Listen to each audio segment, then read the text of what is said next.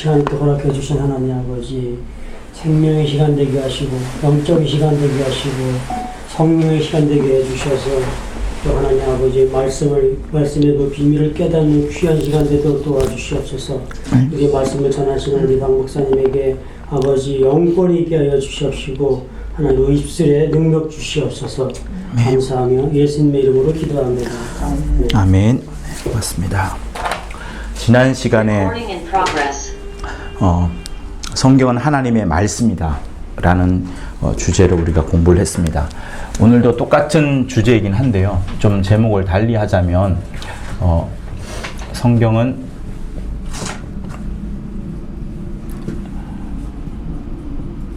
예수의 이야기다, 이렇게 또 쓸 수 있겠습니다. 요거보다도 더 분명한 주제는 성경은 하나님의 말씀이다 라는 이제 그 부분이 되겠습니다. 우리가 성경을 읽을 때 이제 여러분 모든 사람들이 성경을 읽어요. 다 읽지만 그 성경을 어떤 마음으로 어떤 심령으로 읽느냐가 굉장히 중요합니다. 왜냐하면 이 세상에 수많은 말들이 있고 여러 기록들이 있습니다. 그러나 그 말씀을 하나님의 말씀처럼 정말 읽어야지 이게 내 안에서 역사가 이루어지고요. 또 우리 눈에 보이지 않는 수많은 영적 존재들이 그 말씀에 따라 움직이기 때문에 하나님의 말씀을 읽는 나 자신부터가 먼저 그 앞에서 이것이 하나님의 말씀이다라는 큰 확신을 갖고 읽는 것이 필요합니다. 우리는 많은 세월을 보냈습니다. 인생에 있어서 중반을 이미 훨씬 지났고요. 남은 세월이 사실 많지 않습니다. 그렇기 때문에 이 남은 세월조차 어떻게 보내느냐가 매우 중요한데요. 하루하루 우리가 날을 보내지만 매 순간 지금도 우리가 숨을 쉬고 있어요. 숨을 쉴 때마다 우리가 사실 생각해 볼 수 있는 것은 그겁니다. 내 앞에 지금 있는 이 하나님의 말씀을 정말 살아계신 하나님이 말씀을 하는 것인지, 아니면 내가 이거 지금 조금 있다가 읽어도 되고, 아니면 조금 있다가 하나님의 말씀처럼 받아들이면 되고, 지금 내가 죄를 눈앞에 유혹을 받아들여서 죄를 좀 저지르고 싶은 그런 마음이 있는데 그거 지난 다음에 하나님의 말씀처럼 받아들여야지, 이렇게 생각할 수도 있어요. 근데 하나님은 여러분 성경에 보면은 그 은밀한 중에 계신 하나님이란 말씀이 있습니다. 하나님은 공개적으로도 계세요. 그렇지만 우리에게 일부러 은밀한 중에 계신 하나님이라 이렇게 말씀하시면서 남들이 아무도 나를 바라보지 못할 때에 하나님만큼은 나를 바라보신다는 그런 말씀으로 말씀을 하십니다. 은밀한 중에 계신 하나님. 그렇기 때문에 많은 사람들이 나를 볼 때는 좀 그 어떤 사회적 명망이 있고 어떤 위신이 있으면 그 명망과 위신대로 움직일 겁니다. 그러나 아무도 나를 바라보지 않을 때, 골방이나 어떤 동굴 속에 있을 때, 나 혼자 사무실에 있을 때는 아무도 나를 바라보지 않기 때문에 굉장히 자유로운 마음으로, 자유로운 복장으로 지냅니다. 저는 이제 외부에 다닐 때 그렇게 외모에 신경을 많이 안 씁니다. 그게 별로 중요하지 않다 생각을 해서 어떤 데는 뭐 남대문이 열려 있기도 하고 막 그런 경우도 많고 이렇게 좀 어색한 그런 부분들이 많아요. 예수 믿기 전에는 저는 그러진 않았는데 예수 믿고 어느 정도 시간이 나서부터는 그런 부분이 중요하지 않다라고 생각을 해서 그렇습니다. 근데 혼자 있을 때, 하나님과 나와 혼자 있을 때 하나님은 우리를 정확하게 보세요. 정확하게 보십니다. 아무도 나를 바라보지 않고 내 마누라도 나를 바라보지 않지만 하나님만큼은 우리를 정확하게 보십니다. 이 세상은 영적 세계예요. 영적 세계이기 때문에 이 은밀한 중에 계신 하나님이라 할 때는 이 은밀한 중에 또 누군가가 있냐면 수많은 천사들, 그리고요 영적 존재들, 그리고 내 안에 혹시 들어와 있을지 모르는 귀신들, 미혹의 영, 이런 자들이 우리를 봐요. 이런 자들은 벽이나 공간이나 어떤 무엇에 제한을 받지 않습니다. 제한을 받지 않기 때문에 그 제한을 받지 않는 상황에서 우리를 충분히 보는 거예요. 그래서 여러분들이 뭐 널브러져 있고 게으르고 뭐랄까요? 삶이 막 청소가 정리가 안 돼 있고 하는 이런 것보다, 그죠? 삶에 막 무질서하고 어지럽고 이런 것보다 더 중요한 것이 뭐냐면, 내가 하나님의 말씀 앞에 딱 섰을 때 내가 어떤 선택을 하느냐, 이 부분이 여러분 매우 중요합니다. 진짜 중요해요. 어떤 선택을 하느냐에 따라서 이 내가 한 선택에 따라서 여기 있는 영적 존재들 중에 어떤 이는 그 선택에 불을 붙여가지고 내가 그쪽에 더 그들을 막 역사하도록 막 나를 돕기도 하고요. 아니면은 부정적인 쪽이라면 나를 더 유혹 가운데로 더 밀어가도록 막 몰아붙입니다. 그러다가 어느 특정한 순간이 되면 그 빈 사이에 귀신이 딱 들어오기도 하고요. 그래서 극단적인 결정을 해버리게 할 수도 있습니다. 그리고 또 그렇지 않다, 그런 어떤 영적인 문제만 아니라 하더라도 하나님께서 우리 마음을 보시고 정말 이 친구가, 이 아이가 정말 순수하고 충성된 마음에서, 정말 나를 사랑하는 마음에서 이렇게 움직이느냐 않느냐를 보고서 하나님은 그대로 역사하시는 거예요. 하나님은 절대로 성경에 있는 말씀을 초월해서 역사하지 않습니다. 반드시 본인이 이름의 명예를 걸고 거기에 모든 영광까지 거시면서까지 우리에게 말씀을 주신 것이기 때문에 하나님은 반드시 말씀대로 역사하시는 거예요. 그래서 여러분들이 말씀을 읽을 때 많이 읽거나 많이 읽거나 하는 부분이 중요하지 않습니다. 많이 알아서 잘 가르쳐야지 하는 부분도 중요하지 않습니다. 암기를 많이 해야지 하는 부분도 중요하지 않습니다. 모르면 검색하면 돼요. 그런데 검색하지 않더라도 여러분의 심장 속에, 여러분의 영혼 속에 하나님의 말씀이 거해야 되는데, 말씀이 거한다 하잖아요. 여러분, 우리 요한복음 5장을 한번 보실까요?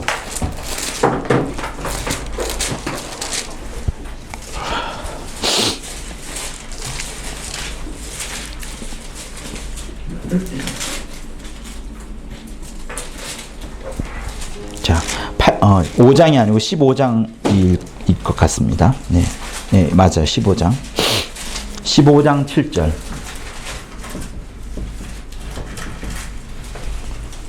너희가 내 안에 거하고 내 말이 너희 안에 거하면 무엇이든지 원하는 대로 구하라. 그리하면 이루리라.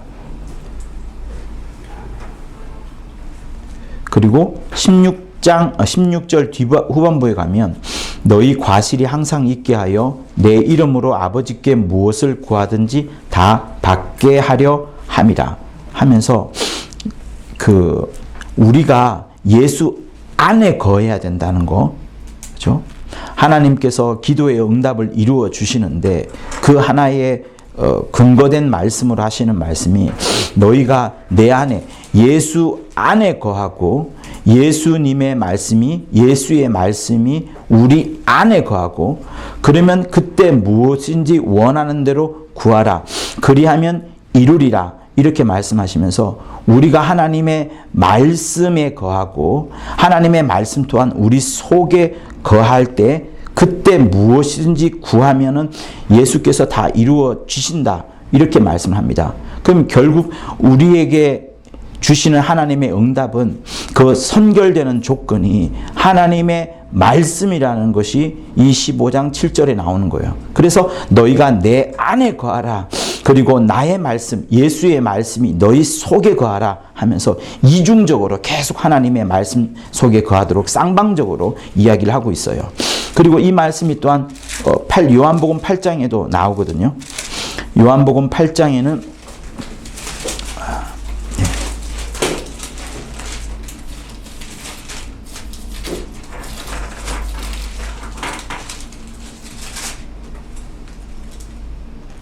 너희가 내 말에 거하면 참 내 제자가 되고 하는 31절의 말씀이 있습니다. 요한복음 8장 31절.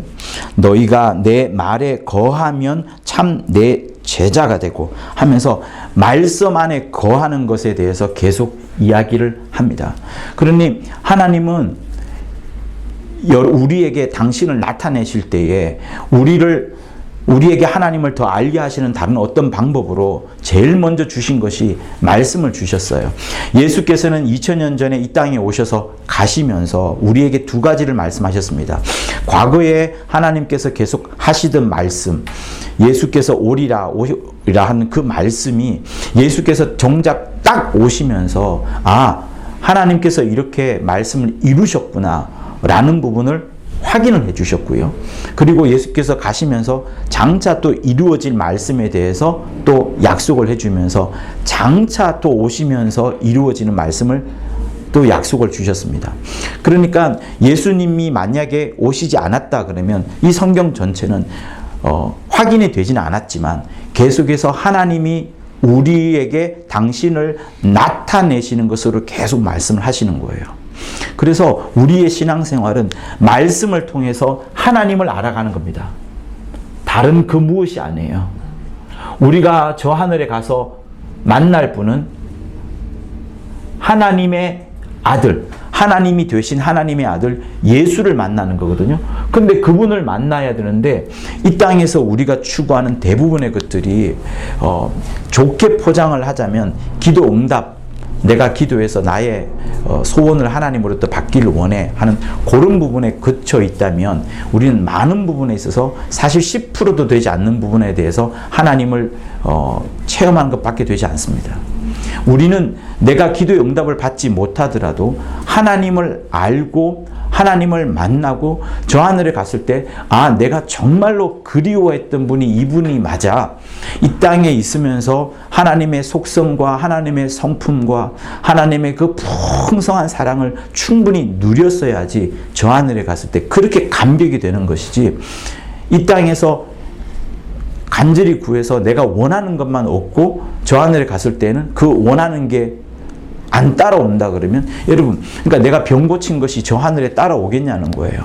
육체의 병이 고쳐진 거, 물질을 벌었다는 거, 내 자식이 좋은 대학교가 직장에 취직한 것이 저 하늘에 따라오겠냐는 겁니다. 따라오지 않습니다. 우리가 그런 기도의 응답은 반드시 하나님이 약속하셨고 받아야 되겠지만 저 끝까지 따라와야 되는 거, 내가 저 하늘에서 반드시 만나야 될 그 신랑 예수를 만나고 한 방에 알아보지 못하면 그거 굉장히 실수하는 거거든요. 그러니 진짜로 약간 역설적이긴 한데 진짜로 하나님을 만나고 싶은 사람은 지금도 이 땅에서 주님을 만나기를 사모하다 보니까 저 하늘에 가서 그렇게 감격스러울 수가 없고 그렇게 기쁠 수가 없게 되는 겁니다. 또 저 하늘에 당장 가지 않았다 하더라도 워낙 주님의 말씀을 오리라 만나리라 너희를 위하여 처소를 예비하리라 하신 말씀이 워낙 크게 다가오다 보니까 이미 만나지 않았어도 벌써 성령으로 내 안에서 역사되어진 주님을 만났기 때문에 만나지 않아도 핍박을 받아도 순교를 당하더라도 우리의 기쁨과 행복은 전혀 잃어버리지 않는, 그게 진짜 주님을 만난 게 되는 겁니다. 그래서 말씀 앞에 있죠. 여러분이 말씀 앞에 이 말씀을 받아들일 때, 숨 쉬듯이 말씀을 받아들일 때 이 말씀을 정말 내 심장에 확 들어오게 해야 되고 나도 이 말씀에 확 들어가도록 해야 되는 게 맞습니다. 그래서 주님의 말씀이 순종해야 되냐 말아야 되냐 하는 이 수준이 아니라 당연히 순종하는 것까지 되어야 돼요. 왜냐하면 우리가 순종을 하지 않잖아요. 순종을 해야 된다는 이게 이제 하나의 명령어가 되기도 하는데, 내가 하나님의 말씀 앞에 내가 순종을 못 하잖아요. 순종을 못하면 나중에 어떤 어려운 환경이 왔을 때 이 핍박을 절대로 견뎌내지 못합니다. 저는 제 주변에 요즘 일어나고 있는 일들을 여러 가지를 보는데요. 그렇게 열심히 공부하고 그렇게 열심히 기도하고 그러면서 신앙의 정절을 지키리라, 피 흘린 발자취 여러분 보셨죠? 그 책들을 보면 얼마나 많은 사람들이 순교의 그 위험을 감수하고로서라도 하나님께 받은 말씀을 지켜내려고 몸부림을 치는 그런 수많은 사람들을 봅니다. 어제 믿었지만 오늘 순교해요. 그토록 하나님의 말씀을 지키려고 그렇게 합니다. 근데 요즘 현대에는 이 하나님의 말씀을 지키지 못하도록 수많은 공작들과 수많은 유혹들이 있습니다. 저는 그거를 비단 어떤 이 현대 문명에서만 일러서 여러분들에게 말씀드린 게 아니고 제 주변에 실제 교회 내에서 일어나고 있는 많은 모습들을 봐요. 그래서 살짝 요 정도만 네가 조금 이해해주고 더 좋은 것을 위해서 요것만 조금 너 포기하면 어떻겠느냐라고 하면서 요것을 선택했을 때 그 다음에는 또 이쪽으로 더 가게 되는 비진리 쪽으로 가게 되는 그런 수많은 예들을 보게 됩니다.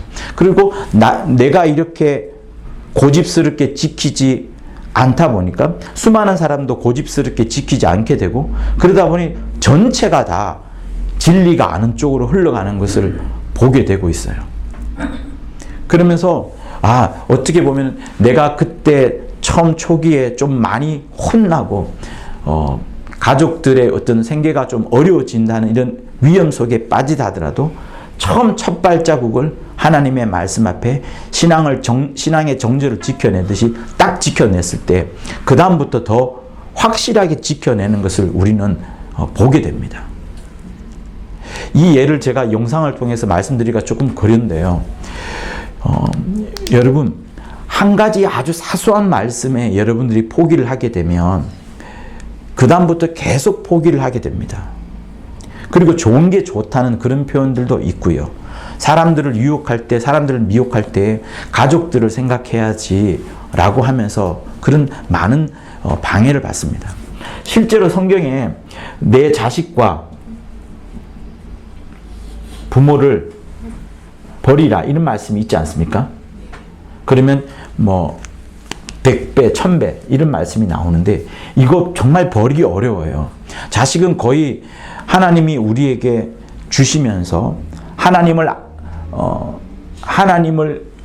알기도 하고 내 자녀가 얼마나 소중하다는 것도 알게 하면서 하나님께서 얼마나 당신의 아들을 사랑하시느냐 그 마음까지도 알게 하는 반면에 한편으로 이 자식 때문에 또 이 부모 때문에 내 친척 때문에 하나님 앞에 순종하지 못하는 그런 여러 케이스들을 봅니다. 그래서 안타깝기는 해요. 그러나 그 안타깝기 때문에 그가 구원을 못 받는다는 이런 차원을 말씀하는 게 아닙니다. 저는 지금 우리가 이렇게 성경을 공부하고 하나님의 말씀, 베레아 온강을 배우면서 우리가 추구하고자 하는 것은 구원 받느냐 안 받느냐 이런 수준을 말하는 게 아니고 정말 이 하나님의 말씀이 친히 하나님께서 내게 해주시는 지금 내 앞에서 해주시는 말씀으로 내가 받아들이고 그 말씀대로 순종했을 때에 아무리 많은 핍박이 온다 하더라도 그리고 핍박 뒤에 혹시 순교를 당해야 될지 모른다고 한다 할지라도 하나님의 말씀을 지켜냈을 때 내일 혹은 그 다음날 정말로 하나님이 약속하신 대로 일하시는구나. 하나님은 정말로 살아계시는구나. 하나님께서 하신 말씀대로 지금 이 자리에서 아니면 다른 어떤 사건을 통해서 하나님이 정말 당신의 일을 일해 가시구나. 능력이 나타나고 생명이 막 샘솟는구나. 정말 죽은 자가 살아나고 물 위를 걸어가는 것처럼 그런 일이 벌어지는구나. 과연 하나님은 살아계시구나. 과거에도 살아계셨던 하나님이 지금도 살아계시고 장차 우리를 이끌어 가시고 우리를 하늘로 데려가실 분이 맞구나 라는 것을 확인해서 정말 내가 주님의 말씀에 목숨을 걸 수 있는 사람이 되고자 지금 우리가 공부를 하는 거거든요. 그러려면 말씀이 정말 내 속에 깊이 크게 다가와서 순종하지 않을 수 없었던, 가장 쉽게 말하자면 성령으로 말이죠. 성령으로 아주 자연스럽게 내가 순종하지도 않는 것처럼 그렇게 순종이 되어야지 가장 바르게 하나님의 말씀에 순종하는 게 되는 거예요. 하나님의 말씀을 읽을 때 우리가 이해되지 않는 부분 많습니다. 많기 때문에 그걸 이해하려고 과학적으로 또 주해를 보고 주석책을 보고 여러 고민을 하고 구약을 뒤져보고 이렇게도 할 것도 좋은데, 더 좋은 것은 그냥 그대로 받아들이는 거예요. 그냥 그대로 받아들인 겁니다. 무리를 걸어간 거 어떻게 우리가 이해할 수 있겠습니까? 홍해가 갈라지는 거 아무도 이해 못합니다. 설명할 수가 없어요. 설명을 한다고 해봐야 홍해가 1년에 주기적으로 4년에 주기적으로 갈라져, 이런 이야기를 해봐야 그건 의미가 없습니다. 하나님이 물이 포도주로 변하게끔 하고 죽은 자를 살리게끔 하고 우리가 상상하지도 못했던 그런 일이 벌어지게 하는 것은 우리의 인간의 능력과 인간의 이해와 사고체계를 초월하는 거예요. 오직 하나님이 당신의 이 일을 통해서 하시는 겁니다. 근데 그 일이 언제 되냐면 하나님의 말씀을 전적으로 살아있다. 하나님의 말씀은 생명의 말씀이다. 하나님의 말씀은 지금도 어제나 오늘이나 영원토록 동일하시며 지금도 역사하시는 그 말씀이다 라는 것을 받아들이고, 그 말씀이 계속 내 심장 속에, 내 혼 속에 계속 흘러 들어갈 때에 자연스레 순종하는 그것, 그때에 진짜 하나님의 능력이 나타나고 하나님의 일하심이 체험되어지는 겁니다. 그래서 여러분, 신앙생활하는 것은 과거를 생각하는 게 아니에요. 내가 과거에 아주 나쁜 짓을 저질렀다 합시다. 그러면 그 과거가 나의 발목을 잡는 경우가 많아요. 제가 아는 어떤 분은 이혼이라는 부분 때문에 하나님이 자기를 쓰지 않을 것이다 라는 그런 확신 아닌 확신 속에 거하면서 더 큰 일을 스스로가 하지 않으려는 그런 경우를 저는 봤습니다. 그래서 여러 번 살려내고 어떤 때는 저보다 훨씬 더 성경에 대해서 더 많이 알고 잘 가르치기도 하지만 그 부분이 막혀 있다 보니까 더 큰 일을 못하게 되는 경우가 있어요. 여러분, 절대로 여러분의 과거가 여러분을 붙잡지 못하도록 하셔야 됩니다. 내가 큰 일을 하는 중에 명망을 얻고 좋은 직분을 얻고 또 높은 자리에서 아주 위대한 일을 하다가 실수를 해서 나쁜 짓을 저질렀어요. 그러면 한동안 그 사람에게 매겨지는 어떤 불명예와 사람들이 끌어내리는 여러 부분들이 아마 그 사람을 굉장히 오랫동안 사로잡을 겁니다. 그러나 과거는 과거예요. 주님은 그때도 우리가 팔을 벌려서 주님을 붙잡기를 원하시는 거예요. 가룟 유다와 베드로는 여러분 크게 차이 나지 않습니다. 그죠? 크게 차이 안 나요. 물론 여기에는 예수의 다른 제자들도 12제자들도 있겠죠. 유다와 베드로 둘 다 주님 앞에 아주 직접적으로 나쁜 짓을 했어요. 배신을 한 겁니다. 둘 다. 그러나 여기는 스스로 뉘우쳤다라고 하고 여기도 뉘우쳤다라는 비슷한 표현이 되어 있습니다. 그러나 유다는 주님께로 다가가서 주님을 붙잡지 않고 자기의 양심이죠. 자기의 판단이 더 크다 보니까 주님께로 다가가지 않았던 거예요. 그러나 베드로는 끝까지 주님 앞에 매달렸습니다. 각각 똑같은 잘못, 똑같은 큰 잘못을 저질렀지만 여기는 자기의 잘못 때문에 주님을 떠나버렸고 여기는 자기의 잘못이 있었지만 그 잘못이 있음에도 불구하고 뻔뻔스럽게 주님을 붙잡아서 큰 일꾼이, 그 이후에도 큰 일꾼이 된 거예요. 그러니 과거가 절대로 여러분을 붙잡지 못하게 해야 돼요. 그리고 미래의 어떤 두려움이나 미래에 대한 불안감도 여러분을 붙잡지 못하도록 하셔야 됩니다. 미래의 두려움과 미래의 불안함은 역시 하나님의 일하심을 믿지 않는 겁니다. 저는 지금 아무 교회가 없어요. 교회 건물이 없고 주일날 이런 공간을 빌려서 예배 드립니다. 그리고 헌금을 크게 모으려고 생각지도 않습니다. 앞으로 어떻게 준비해야 될지 이런 별로 염려하지 않아요.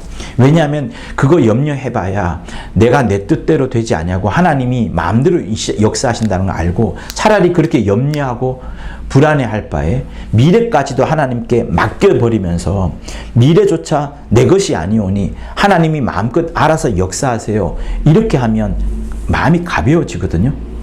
그러니까 내가 많은 사람들이 과거에 매달려 있어요. 많은 사람들이. 정말 많은 사람들이 과거에 매달려 있습니다. 최근에 제가 아는 친구가 만으로 38살인데 인생을 조금 어렵게 살았어요. 그러나 힘이 장사고요. 어떤 조직폭력배가 와도 이길 만한 그 강한 정신력을 갖고 있는 사람이에요. 가정도 이루었고 아들도 하나 있습니다. 근데 이 사람이 뭔가를 하는데 사람들이 비난을 하기 시작했어요. 댓글을 달고 악플을 달고 하다 보니까 갑자기 집에서 극단적인 선택을 해버렸습니다. 아무리 싸움 잘하고 아무리 힘이 세고 아무리 자기가 자신이 자수성가했다 할지라도 그 순간적인 그 사람들의 비난과 그것을 못 견뎌내고 그렇게 갑자기 이렇게 죽을 줄은 저는 상상도 못했거든요. 물론 예수 믿지 않습니다. 예수 믿는 범위 내에서 저랑 아는 사람은 아니기 때문에. 그러니까 사람이 아무리 강하고 의지가 뛰어난다 하더라도 하나님이 붙잡아 주지 않으면 아무 의미가 없거든요. 우리 인생은 매우 약합니다. 매우 약해요. 그렇기 때문에 과거 때문에 이 사람은 과거에 매달린 거예요. 과거에 자기가 한 짓이 너무 어둡고 사람들한테 요거를 얻어먹는 그런 짓을 했기 때문에 자기 스스로 그런 어떤 우울감에 빠졌거나 그랬을 것 같아요. 가족들도 주변 사람들도 자기를 믿고 신뢰하지 않는 그런 부분 때문에 힘들어서 과거에 이 사람은 빠져 있었던 겁니다. 우리는 과거에 빠져 있으면 안 돼요. 여러분이 과거에 죄를 저질렀다 말았다 이 부분을 말한 게 아니라 과거에 내가 하나님의 말씀을 읽을 때 그냥 이 말씀을 중요한 말씀을 골라내서 설교를 잘하고 또 내가 많은 영적인 지식을 배워서 사람들한테 잘 가르쳐주고 하는 이것도 말하는 게 아닙니다. 저는 지금 오늘 말씀할 때 성경은 예수의 얘기다. 성경은 하나님의 말씀이다. 라는 주제를 지금 하고 있는데 이 1강과 2강이 매우 중요한데 여러분이 하나님의 말씀을 읽을 때 그 말씀을 진짜로 지금 내 앞에서 하나님이 친히 말씀해 주시는 것처럼 그렇게 읽어야 돼요.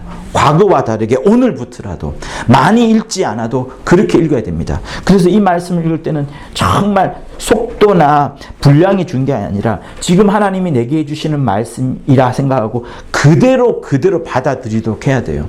예수께서 무리를 그렸다 하면 이해가 안 되지만 그대로 받아들여야 됩니다. 그리고 이야기가 아니고 로마서나 서신서 들어가보면 또 논리 어떤 문맥적으로 또 이해가 안 되는 용어와 단어가 나올 겁니다. 그러나 그때도 그것을 아멘하면서 계속 받아들이잖아요. 아멘하고 계속 받아들이면 오히려 그 모르는 부분이 하나의 촉발점이 돼가지고 그때 그 몰랐는데 어느 순간 나중에 그것이 함께 알아지는 그런 역사가 있게 돼요. 그러니 의심을 하게 되고 논리를 찾게 되고 이 속에 어떤 비밀이 있지 않을까라고 고민하면서 읽게 되는 것보다 차라리 그냥 그대로 하나님의 말씀을 하셨으니 여러분 하나님이 직접 지금 여러분 앞에 나오셔가지고 설명해 주지 않고 그냥 막 말을 품어내면 어떻겠어요? 여러분 욥기 한번 보실까요? 구약 성경 760쪽 정도 있습니다.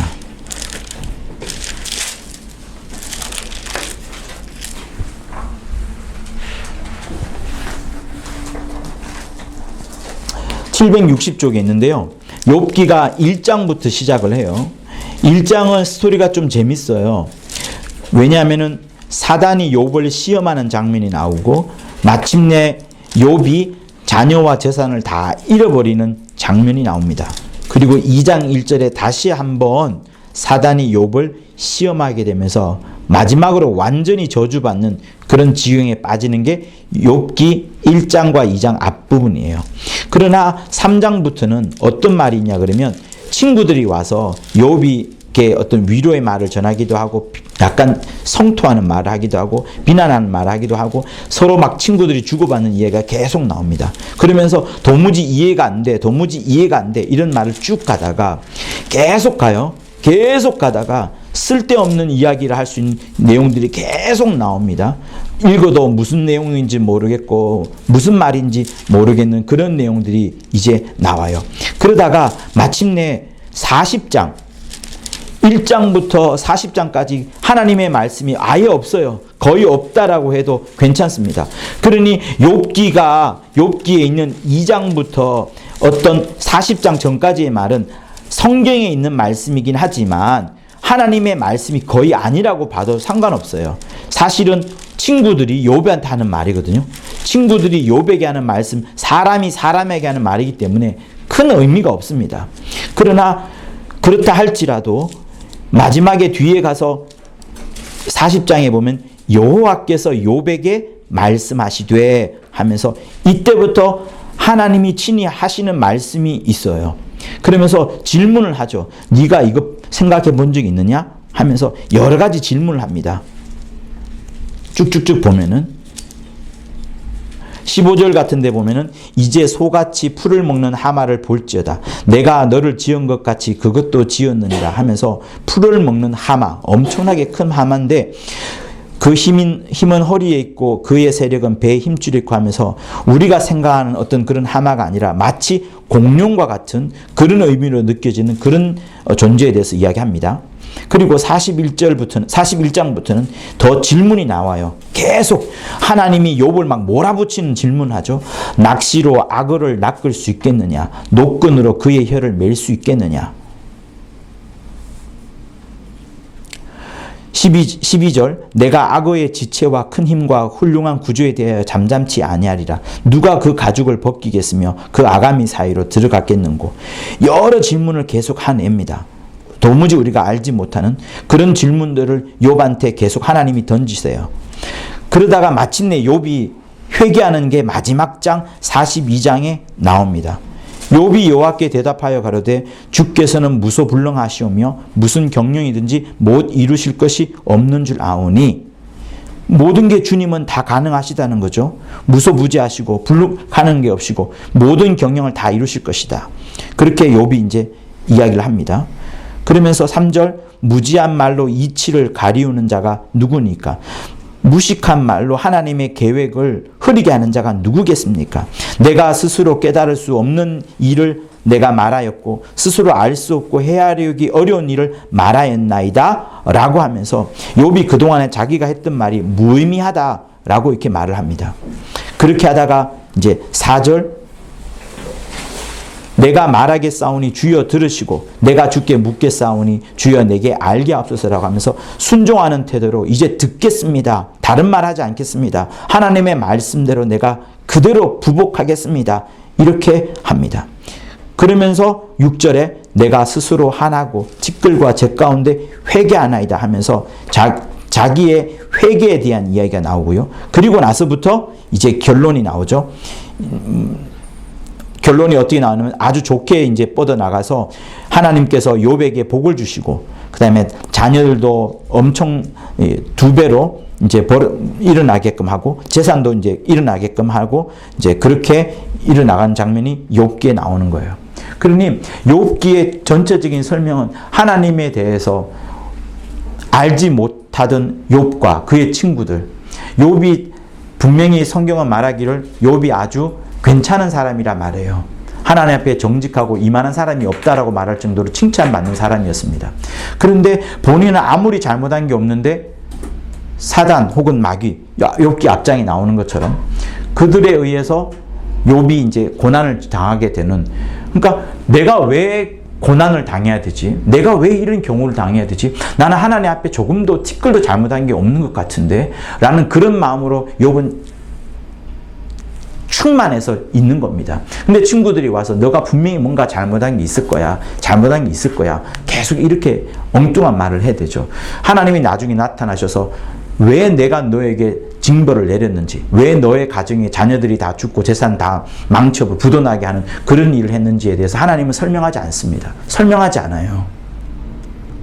설명하지 않지만 욥은 그 설명을 해달라고 또 말하지도 않습니다.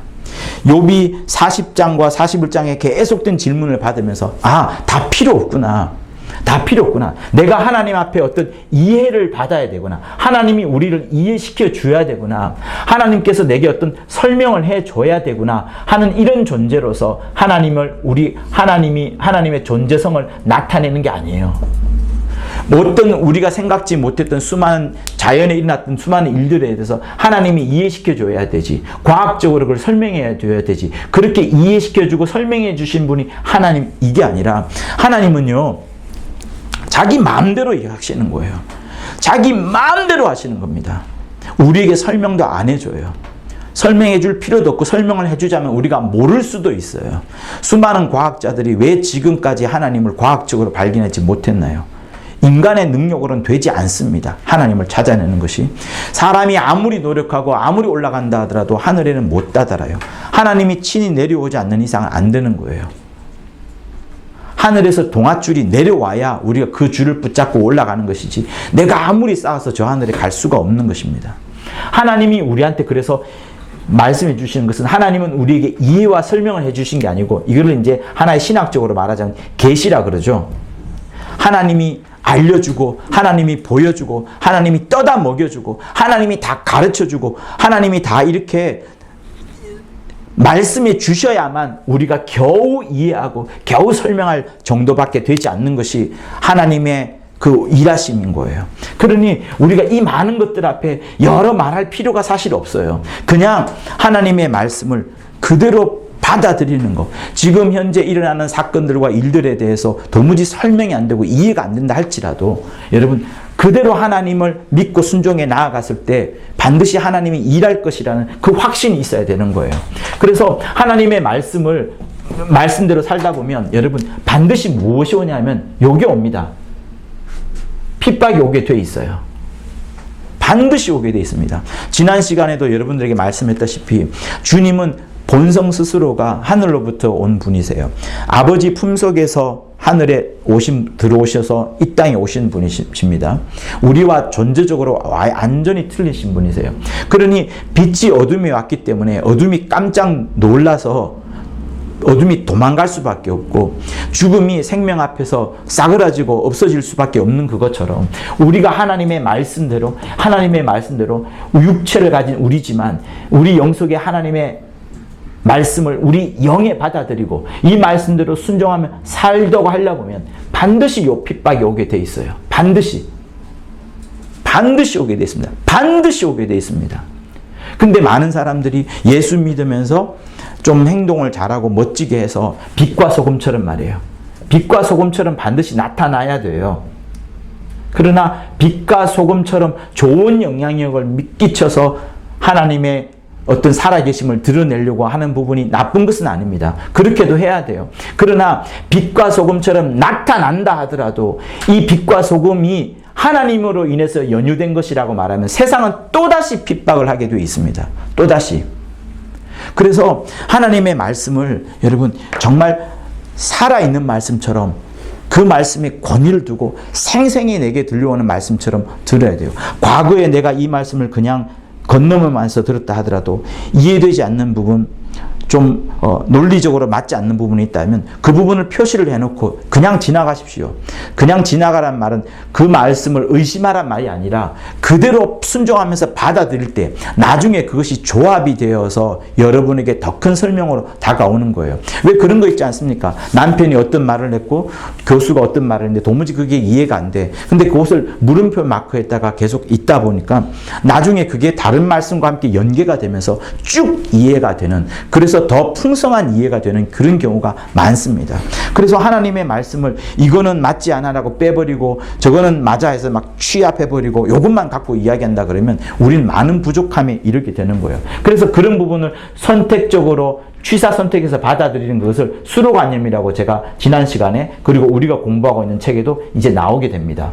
그래서 이 수로관념에 빠지지 않기 위해서는 하나님의 말씀을 그대로 다 읽는 거예요. 그래서 성경을 절대로 어떤 특정한 부분만 읽으면 안 됩니다. 여러분들은 하나님의 큰 일을 할 사람들이고, 하나님이 지금부터라도 나를 마음껏 쓰시게 하는 그런 하나님이 쓰시는 종처럼, 정말 마음껏 쓰시는 기뻐하시는 종처럼 쓰게 하시려면 이 성경을 전체를 다 읽는 부분들이 필요해요. 제한하지 말고 절대로 구절적으로 읽지 말고 차라리 한 장, 두 장, 어떤 스토리가 있는 단락 있잖아요. 그 단락적으로 성경을 읽는 것이 필요합니다. 그래서 모르는 부분도 함께 이해를 하고, 모르는 부분도 함께 순종하면서 받아들이고 해야지 이 성경의 말씀이 막 제대로 역사하는 거예요. 그래서 숨 쉬듯이 여러분, 하나님의 말씀을 저는 받아들였으면 좋겠습니다.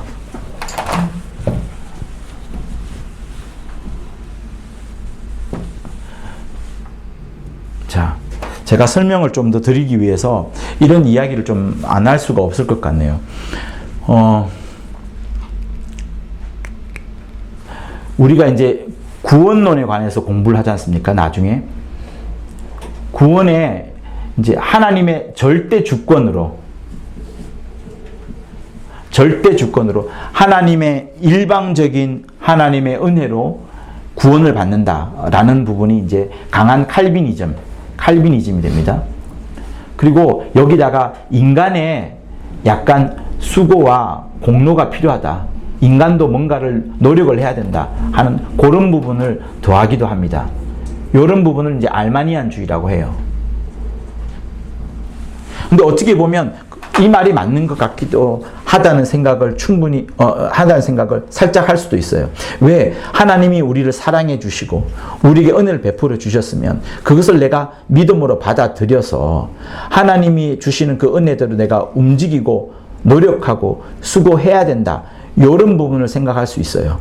근데 이 부분을 이제 이렇게 보고 요것도 필요하고 요것도 필요하다면서 두 가지 다 가지게 되잖아요. 그러면 우리는 인간인지라 점점 이 부분을 잃어버리게 돼요. 이 부분을 점점 감퇴시킨다고요. 점점. 인간인지라. 이걸 더 강조하게 돼요. 그래서 이걸 강조하게 되었던 종교가 이제 카톨릭, 성공회, 뭐 이런 게 점점 이런 쪽으로 오게 되겠죠. 이 뒤에 또 여러 가지가 있습니다. 그러다 보니까 이 카톨릭과 성공회의 영향을 받아서 다시 이 부분들, 칼비니즘으로 주장하는 사람들이 옛날에는 절대 하나님의 절대 주권, 하나님이 살려주시 않으면 안 된다. 하나님만이 우리를 살리신다 하는 부분이 감퇴가 되면서 섞여져 버린 그런 신학 체계가 많습니다. 그러니까 사소한 부분에 있어서 하나님의 말씀이 살짝 지워지면서 여러 가지 것들이 그때로부터 계속해서 감퇴해야 되는 그런 부분들이 있거든요. 아까도 제가 조금 전에 말했다시피 제 주변에 제가 지금 겪고 있는 여러 가지 일들 중에 이제 이 베레아가 조금씩 희석되고 있는 그런 일들이 지금 벌어지고 있어요. 여기서 좀 이야기가 조금 하긴 그렇지만 이 베레아가 뭡니까? 베레아가 진짜 하고자 하는 것은 요거거든요. 성경은 예수의 이야기다. 오직 성경으로 돌아가자 하는 그 부분인데 사소한 부분에 있어서 전체적인 기치는 똑같습니다. 전체적인 기치는 똑같지만 사소한 부분에 있어서 이거를 놓치다 보니까 이게 점점 가다 보면 여러분 마귀는 하루 이틀 역사하는 게 아니고 굉장히 그 긴 기간을 통해서 일을 해요. 그러나 1년 전에 요 발작을 내딛던 것이 2년 전에는 이만큼 오게 되고요. 3년, 4년 지나게 되면 아예 떨어져요. 나와 있습니다. 전혀 관계없는 일을 하고 있어요. 각도기가 여기가 이제 1도라고 합시다. 근데 여기 이 정도까지 오게 되면 굉장히 먼 거리가 떨어져 있지 않습니까? 그것처럼 하나님의 말씀을 조금이라도 변개해서 이해를 하고 하나님의 말씀을 자기의 이성과 자기의 논리를 집어넣고 판단하게 되면 우리는 성경이 하나님이 우리에게 약속으로 주신 그 말씀인데 그 약속에서 많이 멀어지게 됨으로 인하여서 내가 하나님의 응답을 받지 못하는 것은 자제하고라도 원수가 이상한 쪽으로 우리를 사용해서 원수가 보여주는 어떤 이적과 논리들이 하나님의 말씀이냐 둔갑해버리는 그런 일이 생길 수 있는 거예요. 그래서 절대로 하나님의 말씀을 여러분 이상하게 받아들이지 않으려면 이거를 그냥 그대로 믿는 것이 좋습니다. 그냥 그대로. 혹시나 번역이 틀렸다 하더라도 틀린 번역대로 그대로 믿는 것이 더 빠를 수가 있어요. 왜? 그렇게 하다 보면 오히려 더 나중에 그것이 확실히 틀렸다는 것을 다른 성경을 통해서 우리가 확인할 수 있게 될 수 있기 때문에 절대로 성경을 뭐랄까요? 자기의 이성과 논리와 어떤 철학적인 구조로 이렇게 판단할 게 아니고 그대로 믿는 것이 필요합니다. 그래서 저는 이 부분이 매우 중요하다고 생각을 하는데, 성경을 지금부터라도 읽으실 때에 이 성경을 살아있는 말씀처럼 받아들이고 이 성경을 소중히 여기고, 그리고 이 성경을 부분적으로 절대 읽지 마시고, 여러분들은 절대로 성경을 부분적으로 읽지 마세요. 어떤 특정한 구절만 읽지 마시고 전체로 통으로 읽으셔야 됩니다. 그리고 시간만 나면 끝까지, 처음 시작했으면 처음부터 끝까지 쭉 읽는 부분들이 필요해요. 왜냐하면 우리가 성경을 통해서 공부를 하자는 게 아닙니다. 성경을 통해서 하나님의 말씀을 듣는 그 자세를 우리의 심령 속에 두면서 내가 하나님의 말씀 앞에 지금 무릎 꿇고 있다, 그거를 지금 하나님 앞에 보여주고자 하는 거거든요. 그러니까 이 말씀을 읽으면서 여기서 공부를 하고 어떤 성경의 어떤 설교거리를 끄집어내고 어떤 지식을 찾고 남들이 몰랐던 것을 찾아내는 그런 차원에서 성경을 읽자는 게 아니라, 내가 이 말씀을 읽을 때 지금 하나님 앞에 무릎을 꿇고 있는 거예요.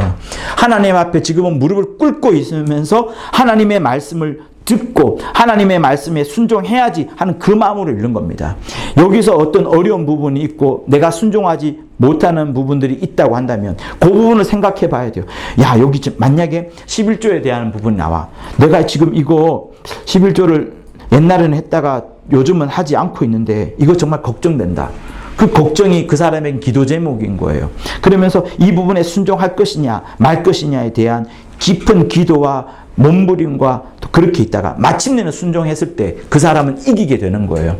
그 사람이 이기게 된다는 것은 단순히 그 말씀에 순종했다 이게 아니라 하나님께 순종한 거예요. 하나님이 아브라함에게 했던 말씀, 하나님이 모세에게 했던 말씀, 하나님이 아브라함에게 했을 때, 아브라함이 순종했을 때에 하나님이 역사를 이루어 가셨고, 하나님이 모세에게 말씀하실 때 모세가 순종했을 때 역사를 이루어 갔습니다. 아브라함도 그렇고 모세도 그렇고 다 순종한 게 아니에요. 그러나 그 순종의 더미들이, 순종의 덩어리들가 많을 때 아브라함이 어떤 때는 순종했고요, 불순종했고요, 순종했고요, 불순종했고요, 순종했고요, 불순종했습니다.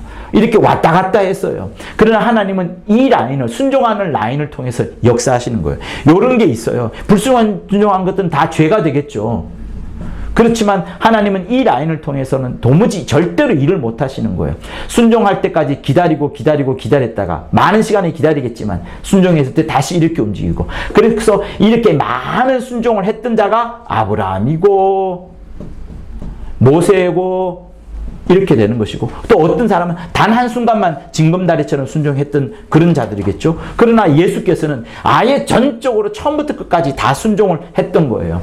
우리에게 하나님이 원하시는 것은 여러분들이 띄엄띄엄 성경을 읽고 띄엄띄엄 성경에 순종하라는 말씀이 아니라 전체를 다 순종하라는 거예요. 그래야지 성경을 통해서 하나님이 역사하시고 일하시는 것들을 여러분이 보게 되는 것이고, 또 그렇게 하나님의 말씀을 받아들여야지 장차 여러분이 다른 사람에게 가르치고 또 자녀에게 하나님의 말씀을 소개할 때 그것이 여러분이 순종했던 대로, 여러분이 받아들였던 대로 나오게 되어 있는 거예요.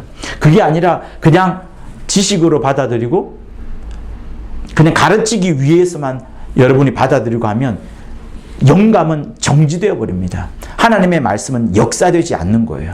그래서 절대로 여러분이 하나님의 말씀을 받아들일 때 내가 숨 쉬듯이 우리는 순종 못해요.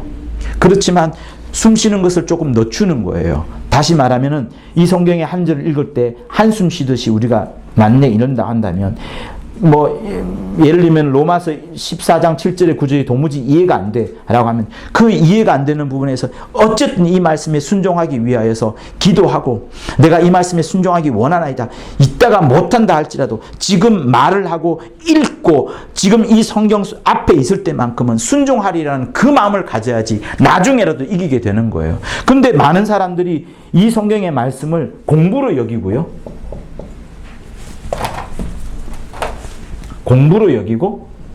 암기로 여기고 이렇게 설교거리 어떤 하나의 거리로 여기잖아요. 그러면은 여러분 여기에는 하나님이 역사하지가 않는 거예요. 하나님은 반드시 내 말을 순종하는 자에게만, 그대로 순수하게 받아들이는 자에게만, 그대로 내 말씀에 충성하는 자에게만 하나님은 역사를 하는 겁니다. 반드시 여기만 역사를 하는 거예요. 그래서 여러분 이 성경책, 그리고 우리가 갖고 있는 베레아 원강, 또 아니면 아무리 많이 좋은 뭐 화는 특강의 녹취록 컨텐츠 있다 하더라도요, 그게 사람 속에 들어와 있지 않으면, 어떤 인격체라는 통해서 나가지 않으면 전달이 되지 않습니다. 하나님의 말씀에는 하나님의 인격과 하나님의 명예와 하나님의 이름과 모든 것을 담아둔 거예요.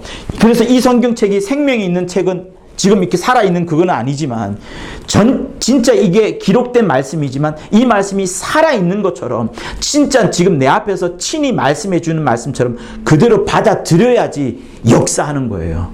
역사하는 거예요. 성경의 말씀을 절대로 하나님의 말씀으로 받아들여야지 여러분 역사를 하는 겁니다. 이게 되지 않으면은 아무리 우리가 뒤에 공부하더라도 되지 않아요. 그래서 많은 사람들이 베레아 컨텐츠를 이제 요청하고 하지만은요, 이 컨텐츠보다 더 중요한 것이 뭐냐면, 이 컨텐츠 중에 1000분의 1이라도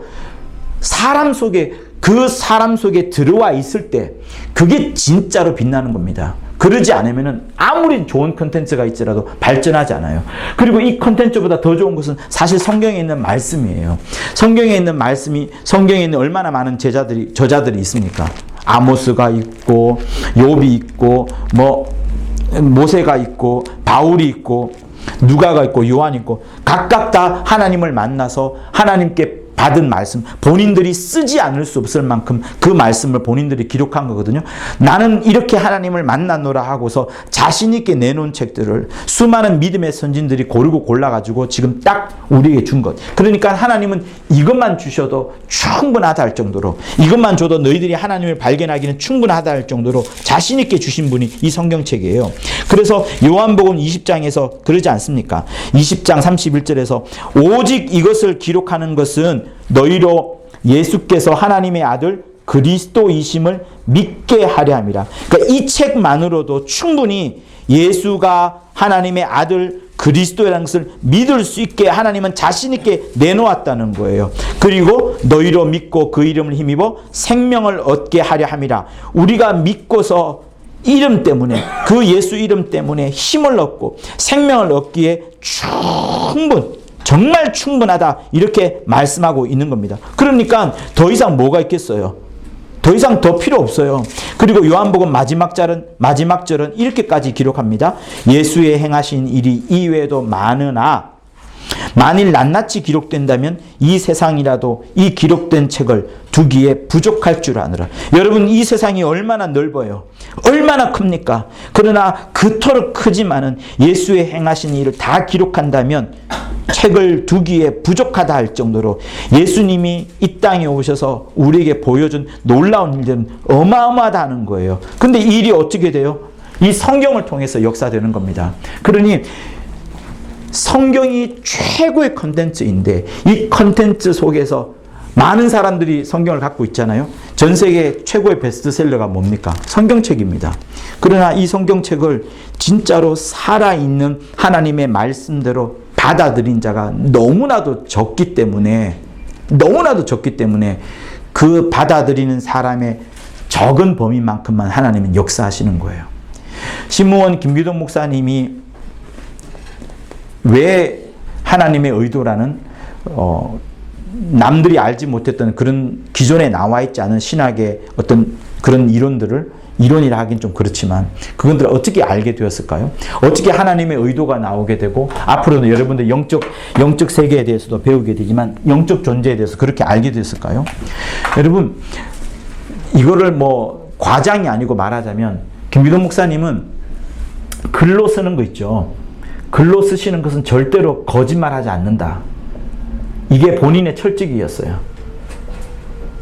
내가 말로서 사람들에게 아유 우리 집사님 예뻐요, 뭐 이렇게 말을 하고, 그건 아니야, 농담하고 할 수 있겠지만 글에는 절대로 농담이나 거짓말을 하지 않겠다, 이렇게 계속 누누이 말씀하셨거든요. 심지어 문학이라는 책에도, 문학도 내가 일부러 소설을 쓰지 않고 수필을 쓰는 것은 있는 그대로 내가 쓰기 위해서 내가 그런 거다 하면서 했습니다. 그래서 거짓말하지 않고 농담하지 않는 게 내 글이다라고 했는데, 그의 글들을 보면은 여러분 정말 그분이 이 하나님의 말씀을 그냥 공부해서 신앙서적을 써내고 공부해서 지금 여러분이 갖고 있는 베레아 원강을 끄집어낸 게 아니고, 본인이 하나님의 말씀을 그대로, 정말 그대로, 주인이 아무도 없는데, 내게 가르쳐주는 자가 아무도 없는데 오직 하나님만 내게 가르쳐 주시는 분이라고 하나님의 말씀을 그대로 받아들일 때, 근데 그 하나님의 말씀을 이 성경책 위에는 없거든요. 주일날은 가봐야 목사님이 짧은 1시간 안에 설교하는 게 뿐이었는데, 집에 와서 이 성경책을 빌려서, 이 성경책이 없으니까 장로님이나 권사님한테 성경책을 빌려서 그 일주일 내내 단숨에 읽는 겁니다. 단숨에. 그러면서 읽을 때 그대로 시간이 없으니까 줄칠 시간도 없고요. 의문을 가질 시간도 없고요. 기록할 시간, 노트도 없고 연필도 없었으니까 그냥 그대로 자기 머릿속에 다 그대로 순종하면서 받아들이는 겁니다. 그렇게 점점 하다 보니까 어느 순간 이게 하나님의 의도가 쭉 뚫리게 됐고, 하나님의 의도가 쭉 뚫리면서 이제 말씀을 전하러 가다가 귀신이 막 드러나기도 하고, 귀신을 많이 쫓아내다가 그 뒤에 역사하는 미혹의 영이라든가 사단이라든가 마귀라든가, 사단과 마귀의 구별도 할 줄 알게 되고, 하나님의 의도 그 전체 큰 틀을 본인이 보게 된 거거든요. 그러니 우리도 사실 다른 무엇이 있는 게 아닙니다. 제가 가르친다 하더라도 저보다 잘 가르치는 선배 목사님들이 훨씬 더 많고, 시몬이 더 잘 가르쳤던 자료도 있고 한데, 요지는 뭐냐면 내가 이 말씀을 정말 하나님의 말씀으로 받아들이느냐, 살아있는 말씀으로 받아들이느냐, 정말 이 말씀에 권위를 두고 있느냐, 이 말씀이야말로 내가 다른 데 더 무엇을 배울 것이 없고 이 하나님이 지금 해주시는 말씀을 그대로 받아들이고 순종하고 여기에 권위를 두고 이 말씀이야말로 지금 내게 역사하는 말씀이다 라고 할 때 하나님이 계속 역사를 하는 겁니다. 그게 여러분들이 기도해서 어떤 하나님의 어떤 이적의 어떤 능력을 가지는 그런 것보다 더 중요한 게 이거예요. 그러니 이 말씀에 순종하는 모습들이 우리가 없을 때 다른 어떤 데도 우리가 순종할 수 있겠냐는 겁니다. 여러분, 반드시 이건 오게 돼 있어요. 핍박은 반드시 오게 돼 있고요. 순종을 하다 보면 핍박이 오게 돼 있고, 그 핍박이 거셀 때는 순교가 이제 이루어지게 됩니다. 순교가 이루어지면 하나님께는 약간 단점이 있어요. 왜냐하면 이 사람을 더 이상 쓸 수 없게 됩니다. 그죠? 야고보가 일찍 죽었잖아요. 요한은 늦게 죽었습니다. 늦게 죽다 보니까 요한은 수많은 요한복음, 요한서신, 요한계시록을 다 기록에 남겨놓았고, 일찍 죽은 사람은 순교를 일찍 하다 보니까 그 사람을 통해서 하나님이 일하신 체험의 역사들이, 그죠? 체험의 역사, 체험에 따른 기록, 이런 것들이 없어요. 그러나 제일 먼저 순교했기 때문에 박수를 받아 마땅하고, 그의 순교가 있었기 때문에 나머지 뒷사람들이 우리도 순교해야지 하는 그런 또 장점이 있습니다. 그러나 일찍 죽지 않게 되고 핍박이 있을 때, 핍박받는 과정, 이 핍박받는 과정 속에서는 여러 가지 기록들이 나옵니다. 여러 가지 체험에 대한 간증이 나오고요. 핍박받으면서 복이 함께 오는 것, 그리고 행복, 남들이 도무지 알지 못하는 하나님이 주시는 행복이 이 사람 속에 가득하다는 것을 이 사람은 알게 되고, 그걸 또 기록으로 남기기도 합니다. 그래서 여러분, 하나님은 언제든지 역사하시는 거예요. 순교하는 자를 통해서 이 정도로 너희는 순교해야 되지 않겠느냐, 스데반처럼 이렇게 목숨을 걸고 순교해야 되지 않겠느냐, 이렇게 하나의 어떤 모범으로 내세울 수도 있고, 아니면 요한처럼 수많은 핍박과 여러 목회 경험과 여러 영적인 사실들을 다 경험하면서 그것을 기록으로 써내고 자기의 체험을 이야기를 하고 하면서 사람들에게 어떤 다시금 믿음을 일깨우는 그런 이야기를 하고 있어요. 요한은 보세요. 요한만큼 영적인 이야기를 하고 있는 사람이 없습니다. 요한만큼 예수께서 아버지에 대한 이야기를 그토록 많이 했다는 것을 말한 자가 없어요. 그거는 요한이 핍박받으면서도 오랫동안 살았기 때문에 순교를 당하지 않고 오랫동안 살았기 때문에 그런 역사가 나오게 된 겁니다. 그러니 하나님은 어떤 자는 굉장히 강한 마음을 갖고 있는 사람, 도무지 타협할 줄 모르고 도무지 그런 사람은 얘는 순교의 도구로 써야 되겠다 하시면서 하나님 순교의 도구로 쓰시기도 하고요. 그러나 또 어떤 자는 예수께서 굉장히 사랑하셨던 요한 같은 경우에는 굉장히 사랑하셔가지고 좀 모르겠습니다. 요한이 유약했는지 모르겠지만 많은 사랑을 받던 요한에게는 여러 기록을 남길 수 있도록 신령한 것을 체험하게끔 하고 목회 경험을 많이 하게 하면서 더 영적인 것을 많이 품어내도록 그렇게 했던 거예요. 김기동 목사님이 귀신을 쫓는 그 최고 능력이 있을 그때에 순교를 당하셨다 그러면 하나님의 의도가 반 정도만 나왔겠죠. 기록도 지금처럼 많지 않을 것이고요. 그러니 하나님은 마음대로 역사하시는 거예요. 마음대로 역사하시는데 여러분들이 하나님의 말씀을 아는 수준 그 정도가 아니라 순종하여서 절대로 순종하여서 이 순종을 함으로 말미암아서 반드시 하나님이 함께 하시는 이런 역사들이 나와야 돼요. 이런 역사들이 나와야지 내가 제자들을 양육할 수 있고 또 가르칠 수 있고 그 이후에 또 다른 일들을 우리가 하게 되는 겁니다. 그래서 하나님의 말씀에 절대로 권위를 주는 여러분이 되시기를 예수 이름으로 부탁을 드립니다. 자, 우리 말라기스를 한번 보시도록 하겠습니다.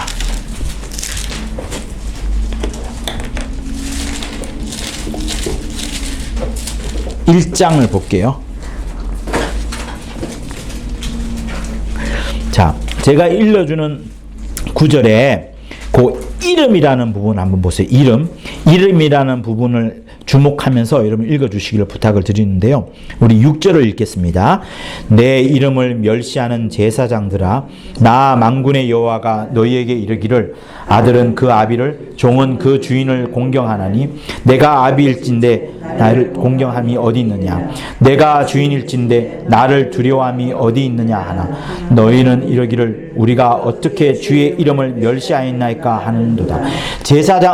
제사장들이 하나님의 이름을 멸시하는 부분에 대해서 말라기 선지자를 통해서 여호와가 일러줍니다. 사람들이 말합니다. 우리가 어떻게 주의 이름을 멸시하였나이까? 라고 되묻지만 하나님의 말씀은 딱 정해져 있어요. 너희들이 내 이름을 멸시했다. 11절 읽겠습니다. 만군의 여호와가 이르노라. 해 뜨는 곳에서부터 해 지는 곳까지의 이방 민족 중에서 내 이름이 크게 될 것이라. 각처에서 내 이름을 위하여 분향하며 깨끗한 제물을 드리니 이는 내 이름이 이방 민족 중에 크게 될 것입니다.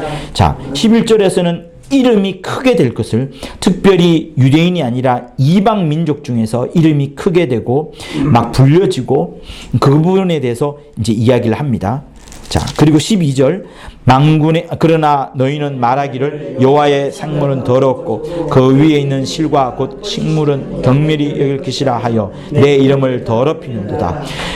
제사장들이 하나님의 이름을 더럽히는 방법에 대해서 살짝 지금 12절에서 언급을 하고 있습니다. 자, 그리고 14절 또 읽을게요. 때 가운데 수컷이 있거늘 그 서원하는 일에 흠이 있는 것으로 사기하여 내게 드리는 자는 저주를 받으니 나는 큰 임금이요 내 이름은 열방 중에서 누려할 것이 됩니다. 만군의 여호와의 말이니라. 그러니까 서원을 하고 하나님 앞에 드리는데 사기하면서 하나님 앞에 드리는 자는 저주를 받게 될 것인데, 그러면서 내 이름이 얼마나 많은 사람들 앞에 두려워할 만한 그런 이름인지 반드시 하나님께서 보수하리라. 복수란 말은 좀 그렇겠지만 반드시 그것을 드러내리라 하는 말씀이 여기 들어가 있습니다. 그리고 2장 2절을 또 읽을게요. 만군의 여호와가 이르노라. 너희가 만일 듣지 아니하며 마음에 두지 아니하며 내 이름을 영화롭게 하지 아니하면 내가 너희에게 저주를 내려 너희의 복을 저주하리니 내가 이미 저주하였으니 이는 너희가 그것을 마음에 두지 아니하였음이니라.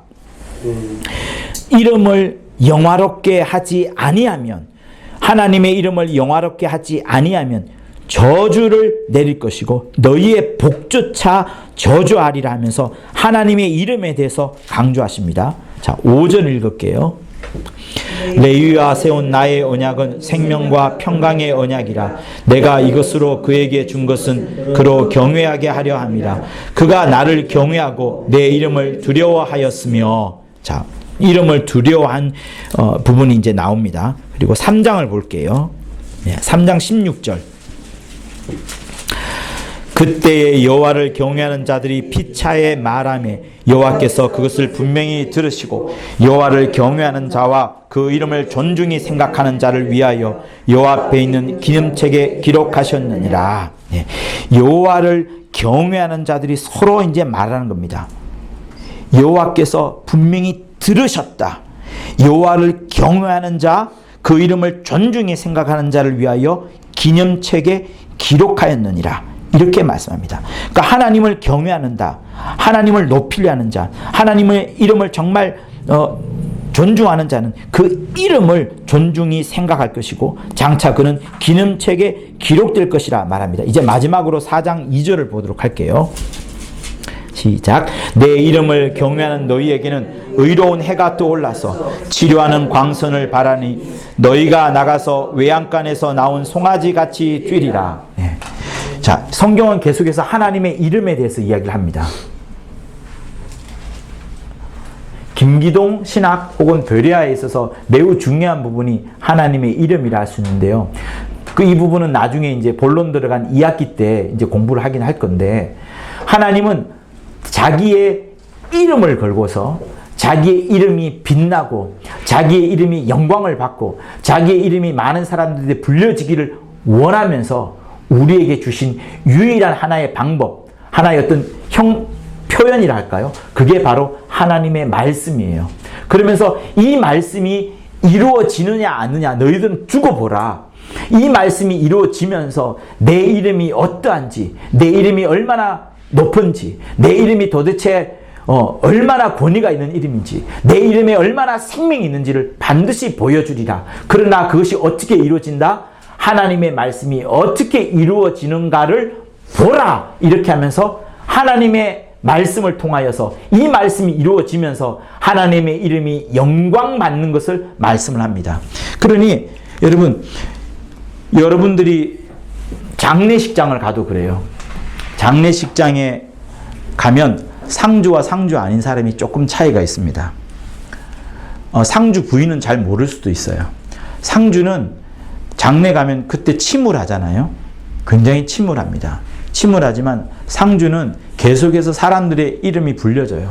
아, 누가 왔어요? 누가 왔어요? 상주니까 항상 그 앞에 서야 돼요. 피곤하죠. 사람한테 인사해야 되죠. 옛날 같으면 아이고 막 그렇게 하고 지팡이 짚고 해야 되겠지만 계속 이름이 불려집니다. 아, 이번에 밥값 내야 돼요. 화환 뭐 어떻게 해야 돼요. 주차비 내야 돼요. 계속 사람들 이름을 불려집니다. 누가 왔어요. 누구 사장님이 왔어요. 저기 먼 친척이 왔어요. 그래서 계속 이름이 불려집니다. 장례지만 내 이름이 불려지면서 내가 위로를 받아요. 위로? 근데 돌아가신 분이 굉장한 세상에 어떤 덕망이 있고 굉장히 높은 지위에 있는 사람이라면 위로가 아니라 명예 혹은 영광 이런 것을 이제 본인이 받게 됩니다. 상주가. 그래요. 그러니까 장례 이런 충실한 분위기는 하지만 내 이름이 계속 불려지면서 장례를 치르다 보니까 이름이 불려지면서 내가 위로를 받을 뿐만 아니라 내 명예와 내 위신이 올라가는 것을 내가 느끼게 됩니다. 장례도 그래요. 근데 장례가 아니고 일반 회사나 직장이라 합시다. 수많은 직원들이 있어요. 사장님. 그 이야기를 많이 들으면 많이 들을수록 여러분 내가 굉장히 높아지고 힘을 얻고 뭐랄까요?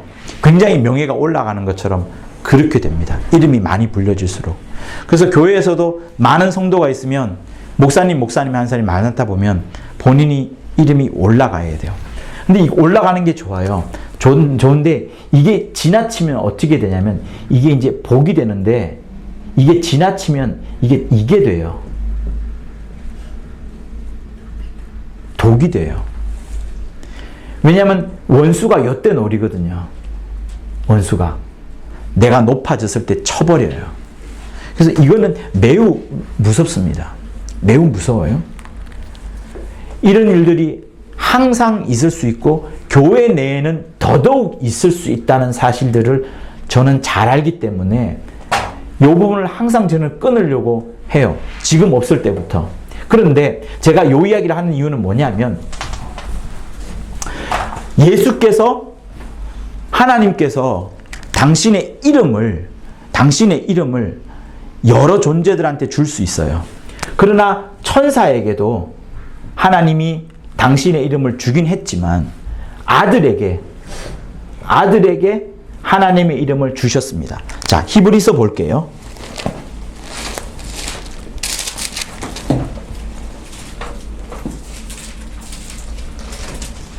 1장 4절을 보도록 하겠습니다. 히브리서는요, 전체로 통으로 읽잖아요.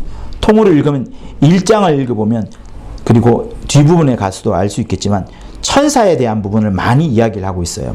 왜 그런가 하니 히브리 사람들은 하나님의 말씀을 그대로 받았을 때에 항상 등장했던 수많은 천사들이 구약에 나옵니다. 여러 천사들이. 그래서 히브리 민족들한테 편지를 쓸 때, 히브리 사람들한테 편지를 쓸 때는 그 천사에 관한 부분과 함께 연유해서 설명을 하고자 1장과 2절에 특별히 천사에 대한 부분들이 많이 나와요. 그런데 보세요. 1장 4절을 보면 저가 천사보다 얼만큼 뛰어남은 하나님의 아들을 말하는 거예요. 저가 천사보다 얼만큼 뛰어남은 저희보다 더욱 아름다운 이름을 기업으로 얻으심이니 하나님께서 어느 때 천사 중 누구에게 네가 내 아들이라 오늘날 내가 너를 낳았다 라고 했느냐. 천사에게는 아들이라 내가 낳았다 이런 말을 한 적이 없습니다. 그런데 그 이유가 뭐냐면 아름다운 이름을 그 아들에게 주었기 때문에 나는 그에게 아버지가 되고 그는 내게 아들이 되리라 하신 부분, 천사한테 누가 하나님께서 어느 누구에게 네 아들이라 이렇게 말한 적이 있냐? 내가 언제 너의 아버지라 말한 적이 있느냐? 그러지 않다는 거예요. 또 6절 맏아들을 이끌어 세상에 다시 들어오게 하실 때에 하나님의 모든 천사가 그 맏아들에게 경배하게 할지어다 이렇게 하셨고, 7절에 천사들을 향하여서는 아들이나 아니면 낳았다라든가 경배받는 그런 존재가 아니라 오히려 바람으로 그의 사역자들을 불꽃으로 삼는 존재로 그 천사들을 쓰셨다 이렇게 말씀하시고, 그 뒤에도 계속해서 천사들에게 대해서 나옵니다. 마지막에 가장 결정타가 14절에 나오죠. 모든 천사들은 부리는 영이다. 부리는 영이라는 거예요. 하나님이 철저히 부리시는 영으로서 우리보다 더 못해요. 사람들이 나중에 부활했을 때에 우리보다 더 못한 존재로 부리는 영으로서 구원받을 후사, 우리하지 않습니까? 구원받을 우리를 위하여 섬기라고 보내심이 아니뇨 이렇게 나오는 거예요. 그러니 천사와 아들은 엄청난 차이가 있는데 천사에게 하나님의 이름을 준 것이 아니라 하나님의 이름을 아들에게 준 거예요. 그래서 이 아들이 가장 잘하는 것은 뭐냐면 아들이 어떤 선한 일을 하면 할수록 아들이 드러내는 것이 드러낼수록 하나님의 이름을 드러내고 하나님의 이름을 드러내면서 아 그가 하나님이구나 그러면서 하나님께 영광이 돌려지는, 이 이름 때문에 하나님께 영광이 돌려지는 것을 아들이 하는 거예요. 그러니 아들은 늘 자기를 드러내기를, 아버지를 드러내고 하나님의 사심을 드러내고 하나님이 어떤 성품을 갖고 있고 어떤 마음을 우리 인류를 향하여 갖고 있다는 것을 계속 아들은 드러내는데, 아들 자신을 드러내는 것이 아니라 아들이 하나님 아버지에 대해서 계속해서 드러내는데 그 드러낼 때마다 거기에 하나님의 이름이 담겨 있는 거예요. 예수께서 이 땅에 오셔서 하나님의 이름으로 귀신을 쫓아내고 하나님의 이름으로 기도에 내가 시행하리라, 너희가 무엇을 기도하지 내가 시행하리라 하신 것도 그 이름 때문에 하는 것이고, 그리고 아들이 이름으로 천사를 명해서 천사들이 역사하는 것이고, 그러면서 이 이름이 영광을 받는 거예요. 아, 하나님. 아까 제가 장례 때 그랬지 않습니까? 장례 때 어떤 김말동이라고 해요. 상주가.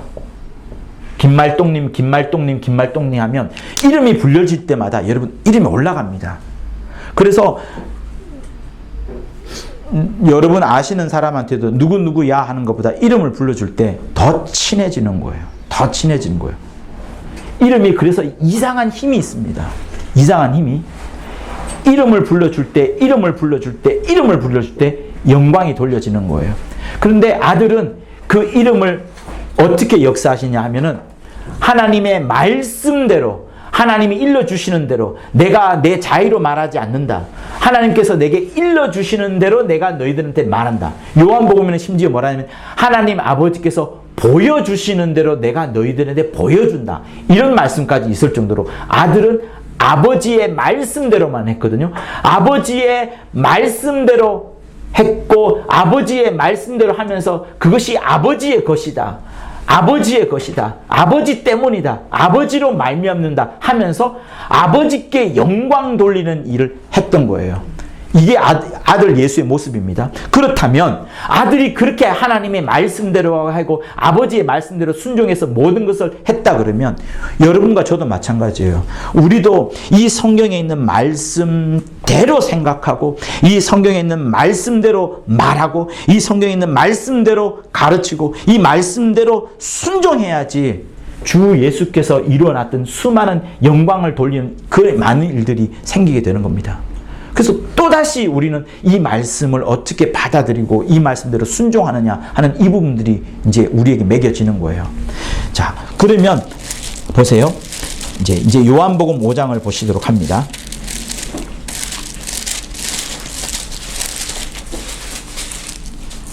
자, 요한복음 5장 39절.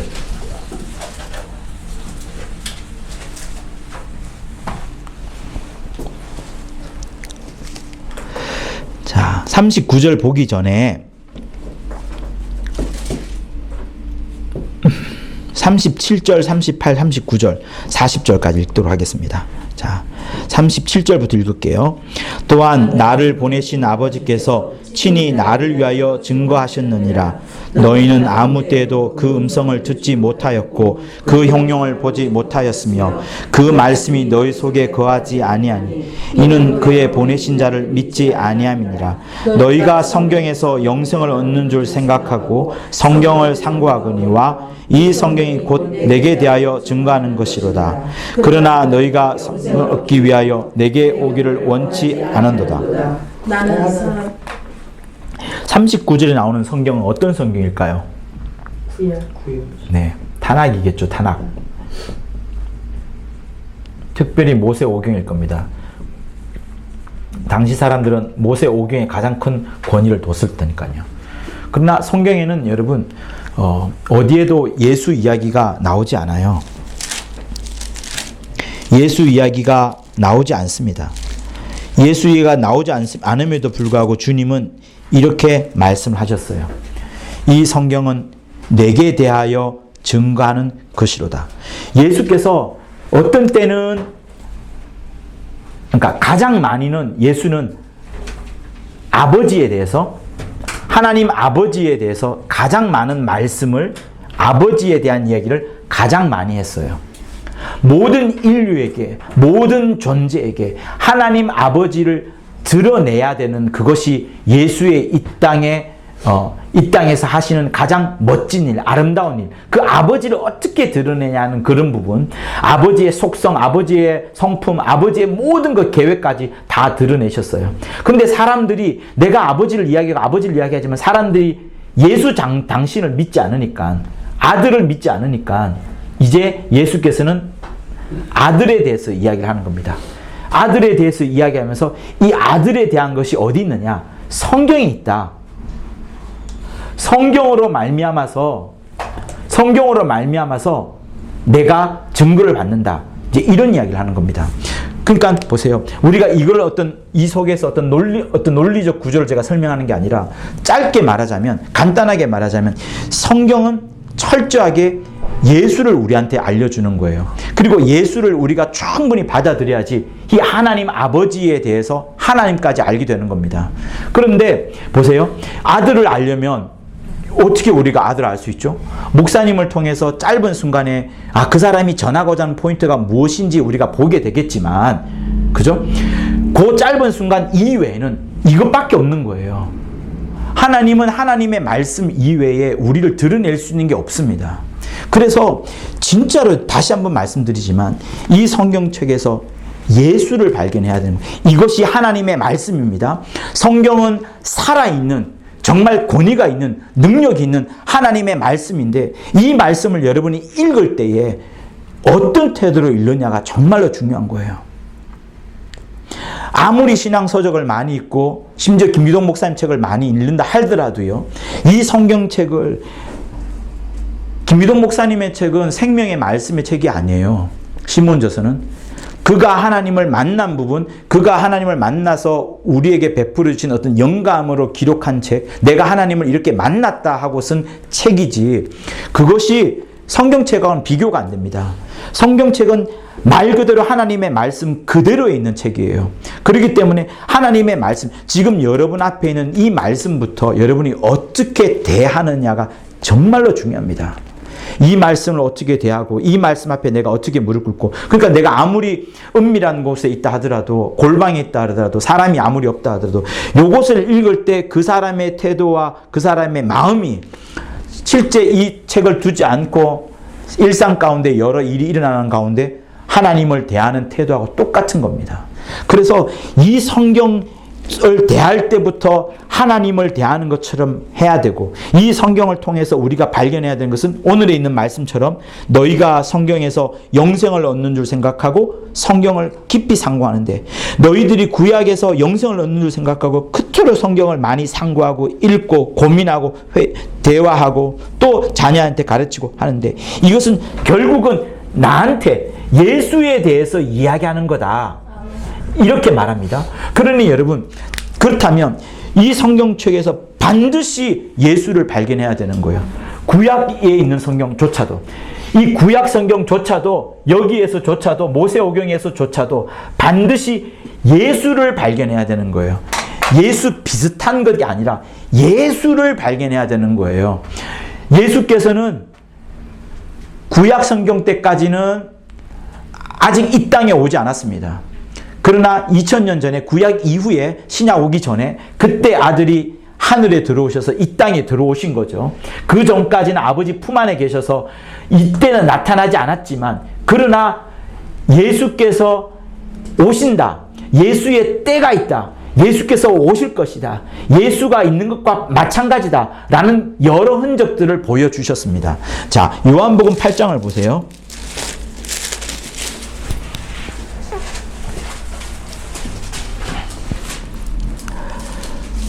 요한복음 8장에는 이제 31절을 보면 이렇습니다.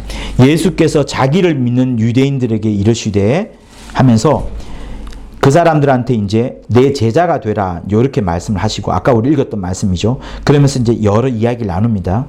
30절을 보시면 특이한 말씀이 있어요. 이 말씀을 하심에 많은 사람들이 예수를 믿더라 나와요. 거기서 한 대보다 끊어집니다. 지금 이제 예수 앞에 많은 유대인들이, 예수를 믿는 유대인들이 있는 거예요. 그런데 31절부터 예수께서 더 깊은 말씀을 하시는 겁니다. 깊은 말씀을. 30절 앞절까지는 주님이 여러 이적을 많이 베풀어 주시고, 뭐 배에서 생수의 강 그런 이야기도 하시고, 가늠하다 잡힌 여자 앞에 놀라운 말씀도 하시고 하지만, 지금부터 조금 더 깊은 말씀이 들어가는 거예요. 31절부터 보세요. 너희가 내 말에 거하면서 말씀에 거할 것을 말씀하시고, 그 말씀이 진리로 받아들이게 되면 32절에 너희를 자유케 되리라는데, 이때 유대인들이 반발을 해요. 33절, 우리는 남의 종된 적이 없다, 어떻게 우리를 자유케 되리라. 주님은 분명히 진리로 자유케 된다고 하는데 유대인들은 우린 종된 적이 없다, 이렇게 말합니다. 그런데 34절에 예수께서 갑자기 너희들은 죄의 종이다, 이렇게 말합니다. 죄의 종, 죄를 주님이 지금 끄집어내는 거예요. 유대인들은 지금 다른 부분을 생각하고 있는데 주님은 너희들은 죄의 종이다 하면서 조금 더 영적으로 들어가고 있어요. 많은 유대인이 믿는 사람들 앞에 주님이 지금 이 주제를 끄집어낸 겁니다. 그리고 쭉쭉쭉 내려가다 보면 지금 이제 다퉈요. 40절, 지금 하나님께 들은 진리를 너희에게 말한 사람이 나를 죽이려 하는도다. 죽이려 하는도다. 죽이려 하는도다. 지금 유대인들이 예수를 죽이려 할 정도까지 지금 굉장히 엄격해졌어요. 엄격해졌습니다. 자, 그러다가 이제 42절, 예수께서 가라사대 하나님이 너희 아버지였으면 너희가 나를 사랑하였으니 이는 내가 하나님께로 나서 왔습니다. 나는 스스로 온 것이 아니요 아버지께서 나를 보내신 것이라 하면서 아버지와 자신을 연결합니다. 아버지와 자신을 연결해요. 그런데 41절에 보면은 그 앞절에 너희는 너희 아비의 행사를 하는도다 이렇게 말합니다. 아비의 행사를 하는도다. 자, 더 앞절에 가요. 39절. 예수께서 가라사대 너희가 아브라함의 자손이면 아브라함의 행사를 하는 것이오늘. 그러니까 유대인들은 우리는 아브라함의 자손이에요. 우리는 아브라함의 자손입니다. 라고 말을 합니다. 유대인들은. 우리는 아브라함의 자손이니까 당연히 아브라함이 했던 약속처럼 우리는 뭐 천국 간다 해야 될까요? 아무튼 하나님의 백성으로서 괜찮을 겁니다. 이렇게 말하는데 예수께서는 너희는 아브라함의 자손이 아니라 44절에 보면 너희는 아브라함의 자손이 아니라 마귀의 자손이다. 이렇게 말합니다. 그러니 지금 상황이 어색한 거예요. 여러분 댁에 돌아가셔도 다시 잘 한번 읽어보시길 바래요. 많은 사람들이 믿었다고 30절에 말을 했고 주님이 거기서 조금 더 깊은 단어를 말씀하시는데 영적인 부분을 말하는 거예요. 왜? 죄에 대한 부분은 영적인까지 올라가기 때문에. 유대인들은 지금 남의 종에 대한 이야기를 하는데 예를 들면 지금 유대인들이 로마의 핍박을 받고 있고 또 어떤 아무튼 그런 가장 식민지 생활을 하고 있기 때문에 이런 표현을 하고 있습니다. 근데 주님은 너희들이 죄의 종되었다라고 하다가 쭉쭉쭉 내려오는데 아니라 우리는 종이 아니다. 아브라함의 자손이다. 무슨 소리 하냐? 너희는 아브라함 자손이 아니다. 마귀가 너희들의 아버지다라고 44절에 충격적인 이야기를 하시는 거예요. 너희는 아브라함의 자손이 아니고 너희는 마귀의 자손이고 나야말로 하나님의 자녀다. 이렇게 말을 하다 보니까 48절에서 말해요. 우리가 너를 사마리아 사람이라 또는 귀신이 들렸다는 말이 옳지 아니하냐? 이렇게 말합니다. 계속 싸우고 있어요. 귀신 들린 자가 너다. 사마리아 사람이 아니냐? 비꼬는 거죠. 그러자 53절 유대인이 이렇게 말합니다. 우리 조상 아브라함도 죽었다. 선지자도 죽었다. 그런데 너는 뭐냐? 넌 누구냐? 이렇게 말합니다. 그러면서 54절에서 예수께서 내가 내게 영광을 돌리면 내 영광이 아무것도 아니거니와 내게 영광을 돌리시는 이는 내 아버지시니. 아버지께서 아들에게 영광을 돌리는 부분, 아버지께서 아들에게 영광을 돌린다고 말을 해요. 그러니까 지금 이 장면은 늘 예수께서는 아버지께 영광을 돌리고 아버지를 드러내는, 아버지를 증거하는 말씀을 늘 해줬어요. 그러나 이때만큼은 예수께서 다시 아버지께서도 나에게도 영광을 돌리시고 아버지께서 나를 증거하신다라는 말씀을 지금 하는 거예요. 그러면서 쭉쭉쭉 내려오다가 56절이 이제 문제가 됩니다. 56절. 너희 조상 아브라함은 나의 때 볼 것을 즐거워하다가 마침내란 말은 없어요. 그러나 보고 기뻐하였느니라 이렇게 말합니다. 그때 유대인들이 이제 비웃죠. 50도 못 되는데 네가 아브라함을 봤다고? 58절. 진실로 너희한테 이르노니 아브라함이 나기 전부터 내가 있느니라 이렇게 말합니다. 여러분 상식적으로 보세요. 아브라함이 나기 전부터 내가 여러분이 여러분 아버지에 대해서 우리 아버지 태어나기 전에 내가 뭐라고 해야 돼요? 만약에 한다면 우리 아버지 태어나기 전부터 내가 그럼 뭐라고 해야 돼요? 있었다라고 해야 되잖아요. 이게 맞아요. 어법상. 있었다가 있어야 되죠. 근데 주님은 있느니라라고 하는 거예요. 그렇죠. I am이죠. 그죠? 그러니까 이제 이 I am을 갖고 여러 또 수많은 이제 이야기들이 나오죠. 신명론에 관해서 이야기 나오곤 하는데 보통 같으면 있었다라고 하시는데 주님은 있느니라라고 표현합니다. 그러니까 주님은 과거에도 계셨고 지금도 계셨고 지금 말씀한 이때도 계셨고 장차 계시는 우리의 생각을 초월하는 거예요. 이걸 논리적으로 도무지 해석이 안 됩니다. 논리적으로 보려면 이게 맞아요. 내가 아브라함이 있기 전부터 내가 있었다라고 했는데 그 전부터 있느니라라고 하는 거예요. 근데 여러분, 이 부분을 어떻게 보냐면, 어떤 분들은, 그래서 이제, 어떤 분들은 이걸 이렇게 봐요. 구약의 아브라함 때 나타나신, 아브라함 때, 요때 나타난 그 분이, 아브라함이 그렇게 내 때를 보려고 즐거워하다가 마침내 보고서 기뻐하였다라고 하는, 아브라함 분명히 예수의 때를 본 겁니다. 내 때를 봤다 했으니까 예수의 때를 봤다고 했어요. 그래서 어떤 분은 이 부분을 이제 구약에 굉장히 권위 있는 어떤 분들이 하는 얘기인데, 예수가 구약 때 그때 나타나셔서 뭐 2000년 전에 예수의 모습을 본 아니지만, 구약 때 뭐 천사나 어떤 모습인지 모르겠지만 예수께서 아브라함에게 나타나셨다, 이제 이렇게 말을 합니다. 그러면서 구약 때에도 예수께서 계셨다, 이런 부분을 이야기하는데 구약 때도 예수께서 계신 것은 맞아요. 그러나 존재론적으로 실제 이 땅에 발을 내디디고 한 그것으로 보느냐 하는 그 부분인데, 여러분 그것도 이렇게 보면 됩니다. 성경이 분명히 아브라함이 나기 전부터 내가 있느니라 하잖아요. 그러면 예수님 분명히 계셨어요. 있느니라 하셨으니까 계셨다.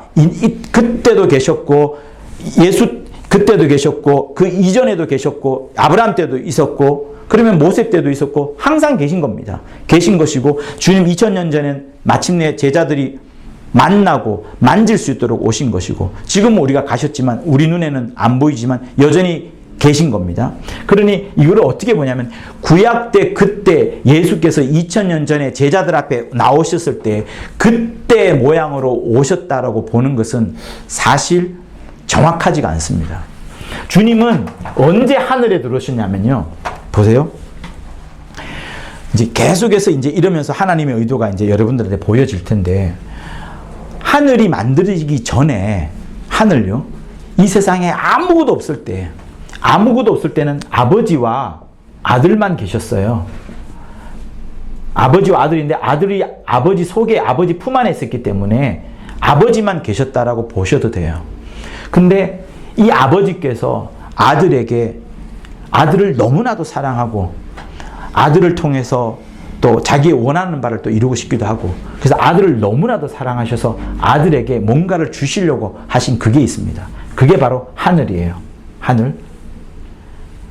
아버지께서 아들에게, 아들을 너무나도 사랑하셨기 때문에 그 사랑하시면서 아들에게 주고자 하신 것이 이 하늘이에요. 그래서 이게 히브리서 1장 2절에서 3절에 나옵니다.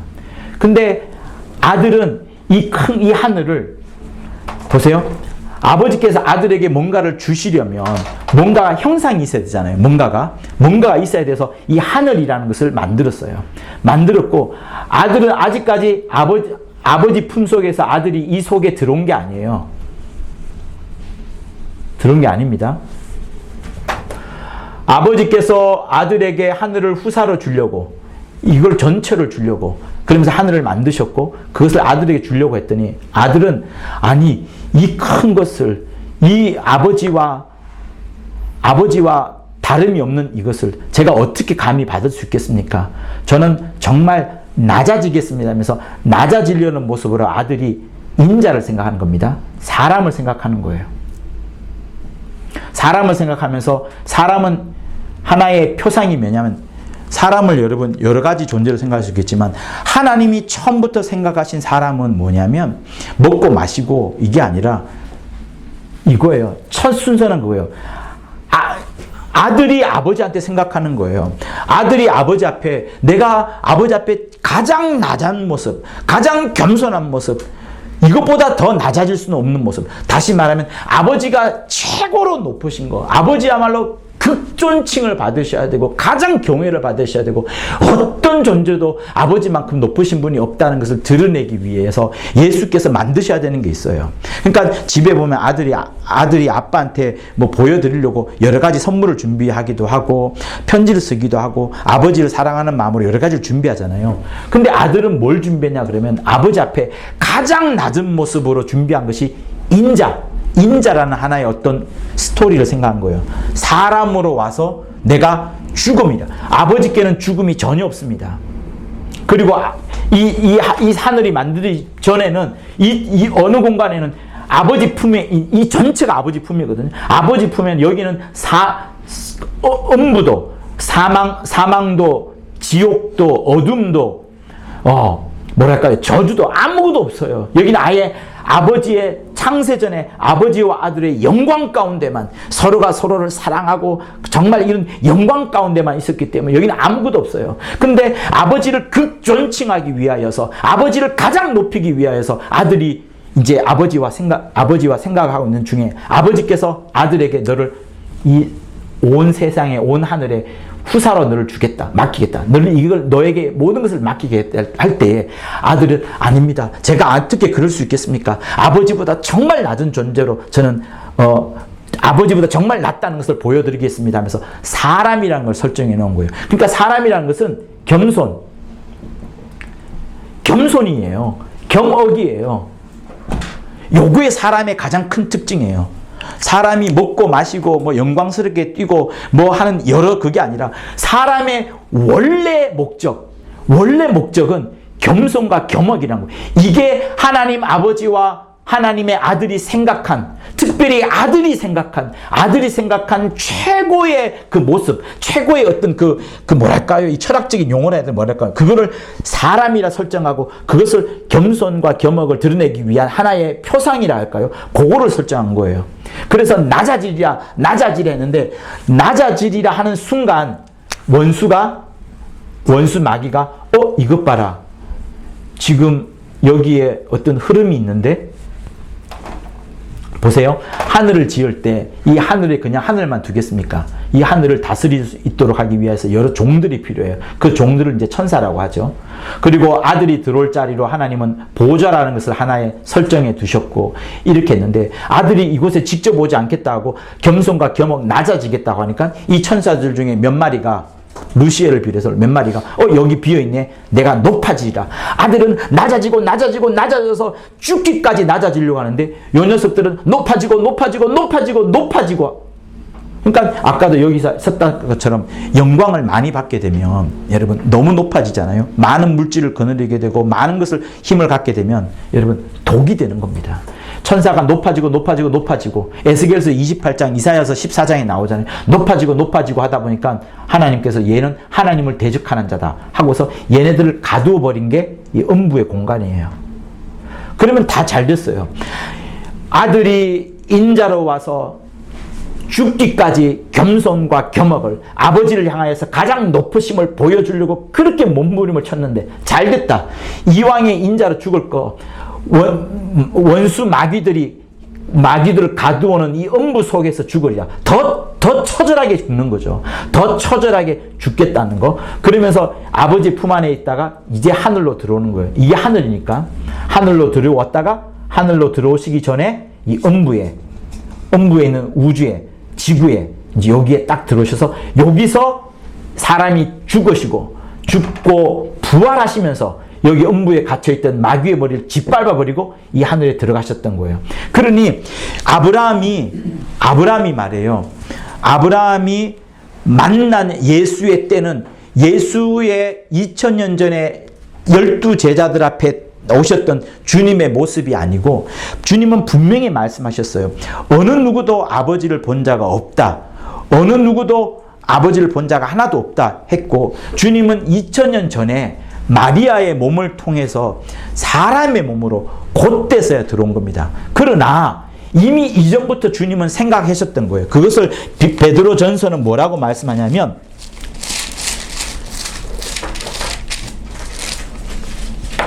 자 19절 20절 보세요. 1장입니다. 네. 여러분이 어렵더라도 그냥 그대로 드려드려요. 그럼 나중에 이게 조합이 되면서 아마 더 유익하게 올 겁니다. 19절 20절을 읽겠습니다. 오직 흠없고 점없는 어린 양같은 그리스도의 보배로움 필요한 것이니라. 그는 창세 전부터 미리 알리신 바 된 자나 말세에 너희를 위하여 나타내신 바 된 자, 여기서 구별할 것이 뭐냐면 창세 전이라는 단어와 말세라는 단어 그리고 미리 알리신 바 되었다는 단어와 나타내신 바 된 거예요. 그러니 우리를 위하여, 여러분과 우리를 위하여 나타나시게 된 것은, 나타난 것은 말세에 나타나신 거예요. 말세에 나타나셨고, 그러나 창세전부터 미리 예비된 거예요. 미리 알려진 거예요. 그 알려진 것은 천사들한테, 아니면은 천사들한테 저기는 아버지와 아들 사이에만 알려졌지만, 그렇게 알려졌다가 우리한테 보여진 것은 말세에 나타났다는 거예요. 그리고 에베소서 1장 4절을 보세요. 에베소서 1장 4절요. 신약성경 308쪽 정도에 있습니다. 에베소서 1장 4절. 곧 창세 전에 그리스도 안에서 우리를 택하사 우리로 사랑 안에서 그 앞에 거룩하고 흠이 없게 하시려고, 이렇게 있습니다. 보세요. 창세 전에 예수 안에서 우리를 택하사 우리로 사랑 안에 그 앞에서 거룩하고 흠이 없게. 요 말이 이제 무슨 말인가 하면 아까 읽었던 베드로전서 1장 그 9절 10절의 말씀하고 연이어지는데, 이미 예수께서는 창세 전에 피를, 아까 창세 전 피를 했잖아요. 그죠? 보세요. 피를 흘리려면 이게 없을 때 말이에요. 이게 없을 때, 아버지와 아들과 그 두 분 사이에 영광 가운데 있을 때에는 피를 보여줄 수 있는 방법이 없어요. 마음밖에 없는 거예요. 아버지를 존경하고 아버지를 사랑하는 그 마음. 그런데 피를 보여주면서 아버지께 겸손과 겸허를 보여주면 이 피를 어떤 형상화 시켜야 되는데, 그거를 보내려면 인자가 필요한 거예요. 사람이 필요한 거예요. 그래서 창세전에 아들이 아버지와 생각하시는 거예요. 피를 보여드리겠다. 피. 그러면서 이제 피를 보여주고 하면서 창세전부터 이 피를 생각하신 것이고, 이 피를 쏟아내시기 위하여 인자라는 것이 필요하고요. 인자가 오려면, 예수께서 인자가 오려면 먼저 누구의 몸을 통해서 와야 되니까 그 앞에 수많은 사람들이 있어야 되는 거예요. 그러면서 사람을 설정해 놓으신 것이고, 그 사람이 오시는 그것으로 사실은 주님은 인간들에게 더 이상 바라는 게 없어요. 하나님이, 여러분, 우리의 도덕적인 생활, 내가 착한 일 많이 하고 누군가를 돕는 효도 많이 하고 이런 걸 하나님이 원하겠습니까? 아니에요. 여러분, 하나님은 철저히 하나님의 뜻 가운데 일하시는 분이세요. 그러니까 하나님은 오직 목적이 아들이 아버지를 향해서 피를 보여주는 그게 목적이기 때문에 인간들을 통해서 예수께서 오시기 위하여서 수많은 유대인들이 애굽에 갇혀 있다가 홍해를 건너고 가나안 땅까지 들어오고, 모세는 못 갔지만 가나안 땅에 들어오고, 마침내 가나안 땅에 와서 거하다가 예수께서 이제 그 가나안 땅, 곧 예루살렘이잖아요. 거기서 오신 그 정도만 하면 다 이룬 거예요. 다 이룬 거예요. 아무것도 더 이상 할 필요가 사실 없을 정도로 인간이 할 역할은 다 한 겁니다. 그래서 요 인자라는 부분을 예수께서 설정하시면서 창세전부터 이렇게 예비해 놓은 것인데, 사람은 그래서 겸손과 겸허이라는 것이 원래 특징인 것이고요.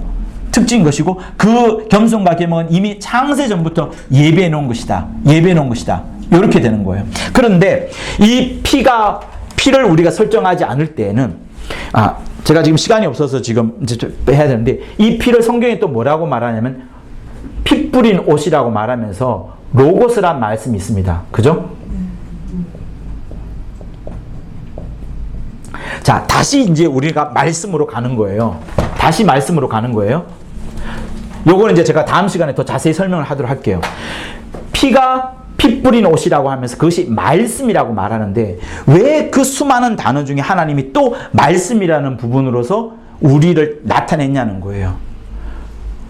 여러 단어가 있을 수 있겠지만 굳이 말씀이라는 부분을 나타냈을까 하는 부분인데, 이런 부분을 철학적으로 말할 필요가 없이 지금 우리가 받아들이는 부분 가면, 그럼 간단하네. 하나님은 모든 것을 당신을 나타내실 때에, 지금 우리에게 당신을 나타내실 때에, 예수께서 이 땅에 계시지 않지만 우리를 나타내실 때 말씀으로 우리를 나타내는구나.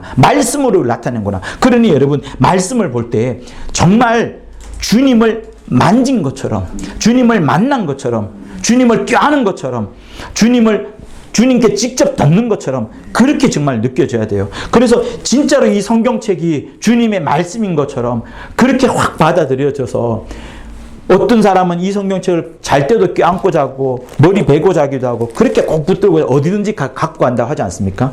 그토록 이게 문자로 된 하나의 종이에 불과한다 할지라도 그렇게 섬기고 그렇게 아껴 드릴 때에 정말 주님이 역사되어지는 거예요. 성경은 우리에게 말합니다. 여러분들 주님을 만났나요? 주님을 만졌나요? 주님께 듣고 있나요? 근데 요한은 그걸 만났다고 말하거든요. 요한복음 요한1서 3장 보실까요? 요한1서 1장이고요. 1절부터 보면 태초부터 있는 생명의 말씀에 관하여는 우리가 들은 바요, 눈으로 본 바요, 주목하고 우리 손으로 만진 바라. 여러분, 요한이 있었지만 요한이 지금 교회에게 말해주는 거예요. 교회한테 말해주는데 교회가 들었다. 태초부터 있는 생명의 말씀에 관하여 들었다. 눈으로 봤다. 주목할 정도였다. 손으로 만졌다. 근데 이 생명이 나타내신지 된지라 영원한 생명을 우리가 보았다. 그 생명을 증거했다. 그 생명을 전하기까지 하지 않았느냐. 이는 아버지와 함께 계시다가 우리에게 나타내신 바 된지냐. 아까 제가 말씀했지 않습니까? 아버지와 함께 계시다가 마침내 나타나신 분이라고. 또 3절 더 강조합니다. 우리가 보았고 우리가 들은 바를 너희에게도 전하지 않았느냐. 너희로 우리와 사귐이 있게 하려는 그것은 우리의 사귐이 아버지와 그 아들 예수와 함께하는 그것이다. 이렇게 쓰는 이유는 그래야지 우리의 기쁨이 충만한 것이다. 이렇게 말씀하는 겁니다. 그러니 여러분, 말씀이 친히 막 어떤 형상처럼 오셔서 우리를 만난 것처럼 여러분이 하나님의 말씀을 대해야 되는 거예요. 정말입니다. 이 말씀을 가까이 하고 이 말씀에 권위를 두고 이 말씀이 생명이 있다라고 하고 이 말씀은 결국은 예수에 대한 이야기다라고 생각을 하셔야 되는 것이 맞는 겁니다.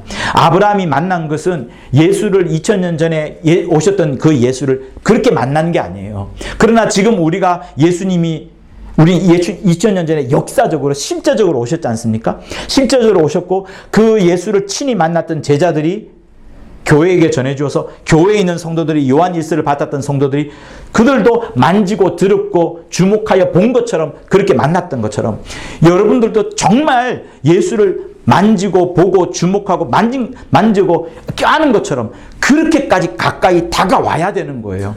그 정도로 이 말씀이 가까이 다가와야 되고 그 말씀이 다가오게 되다 보면은 내가 순종을 하게 되고 아무리 이 순종이 어렵다 하더라도 자연스러울 정도로 행복할 정도로 순종이 되어지는 것이고 이렇게 너무 순종을 잘하다 보면 주변에 있는 수많은 악한 세력들이 또 우리 여러분 예수 잘 믿는 우리끼리도 질투라는 게 있어요. 교회 내 질투 시기 이게 또 무섭습니다. 이런 것들을 원수가 공격해가지고 또 다른 핍박으로 오기도 하거든요. 그렇게 하면서 더 내가 신앙의 정절을 지켜내는지 하나님의 말씀에 더 정결해지는지를 또 보면서 나를 하나님이 더 거룩하게 더 신령하게 쓰시다가 또 그러다가 더 심해지면 순교까지 당하게 되는 그 부분을 하나님 만들어 가시는 거예요. 여러분들을 이 땅에서 행복하게 만들고 여러분들이 이 땅에서 잘 살아가고 하려고 하나님이 말씀을 주고 하는 게 아닙니다. 그래서 오늘 우리가 베레아 원강을 배울 때만큼은 단순히 구원받고자 하는 그런 차원이 아니라 정말 하나님의 말씀을 눈으로 보고 하나님의 말씀을 예수께서 지금 이 자리에 오셔서 내게 어미해 주는 말씀처럼 말씀을 받아들여서 그대로 순종을 못한다 하더라도 아멘 하면서 기도하고 또 기도하고 하면서 내가 1분 뒤에 그것을 못 지킨다 하더라도요. 지금 내가 기도할 때만큼은 내가 지키겠나이다. 주의 말씀대로 순종했나이다. 이 순종하는 기쁨이 넘치게 하옵소서. 여러분 주님도 골고다에서 십자가에 달 때 뭐라고 하십니까? 내 원대로 마옵시고 주님의 원은 십자가 못 지는 거예요. 그게 주님의 솔직한 고백입니다. 주님도 그 정도였어요. 그토록 어려운 것이었습니다. 그러나 기도하고서 마침내 내 원대로 마옵시고 아버지의 원대로 되기를 원하나이다 하면서 십자가를 졌던 거거든요. 우리가 능히 못 질 것 주님이 알고 있어요. 알고 있습니다. 사소한 죄도 우리가 못 이기는 것인데 그래서 넘어지더라도 우리는 더 뻔뻔해야 되는 주님은 뻔뻔한 건 아니지만 우리는 뻔뻔해야 되는 거예요. 내 과거가 어둡고 한다 할지라도 내가 미래에 또 혹시 그럴지 모른다 할지라도 지금 이 순간만큼은 요거 말이에요. 거예요. 지금 요 순간만큼은, 숨쉬는 요 순간만큼은 내가 순종하리라. 하나님의 말씀을 살아있는 말씀처럼 그대로 받아들이라. 그래야지 주님이 역사하는 겁니다. 그런 것들을 하루하루 이어가다가 보면 하나님이 놀라운 일을 펼쳐주시는 거예요. 여러분들이 어떤 능력이 나타나지 않아도 하나님은 다양한 방법으로 역사를 하십니다. 정말로 다양한 방법으로 역사하세요. 내가 주님의 붙잡혀 있기만 한다면 죄 지르는 가운데에도 내 주변의 일들이 함께 역사하면서 하나님의 일은 이루어가는 겁니다. 그래서 절대로 하나님은 지금도 역사하신다. 많은 사람들이 성경을 그대로 믿지 않고 과거의 책, 어떤 종교적인 책, 철학책으로 보이지만 이 자리에 있는 여러분들만큼은 살아있는 하나님의 말씀으로 받아들여서 정말로 하나님을 체험하는 여러분이 되기를 예수 이름으로 부탁을 드립니다. 역사하실 거예요. 일하실 거예요. 내게도 능력 주실 것이고, 능력이 나타나지 않는다 하더라도 하나님은 일하신다는 것을 정말 믿고서 순종하는 여러분 모두가 되실 것을 예수 이름으로 부탁을 드립니다.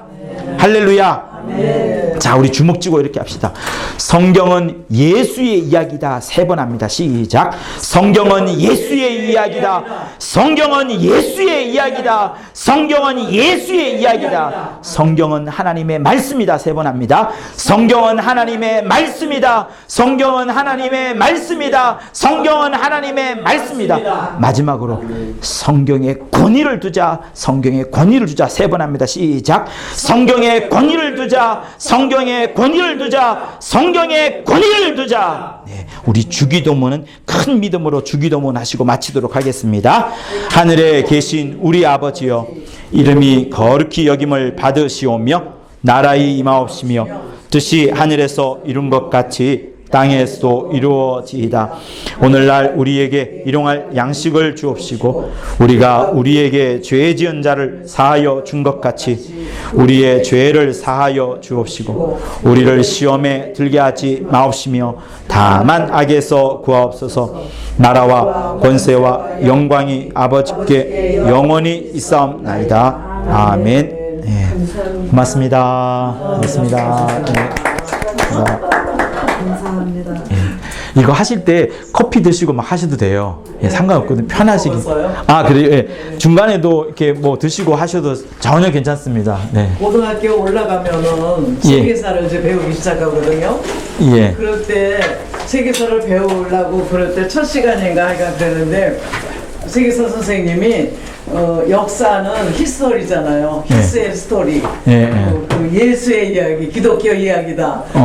그렇게 얘기를 하셨어요. 그렇게 생각이 나는데 오늘 이거 제목을 해주시니까 어머 너무 감동스러워.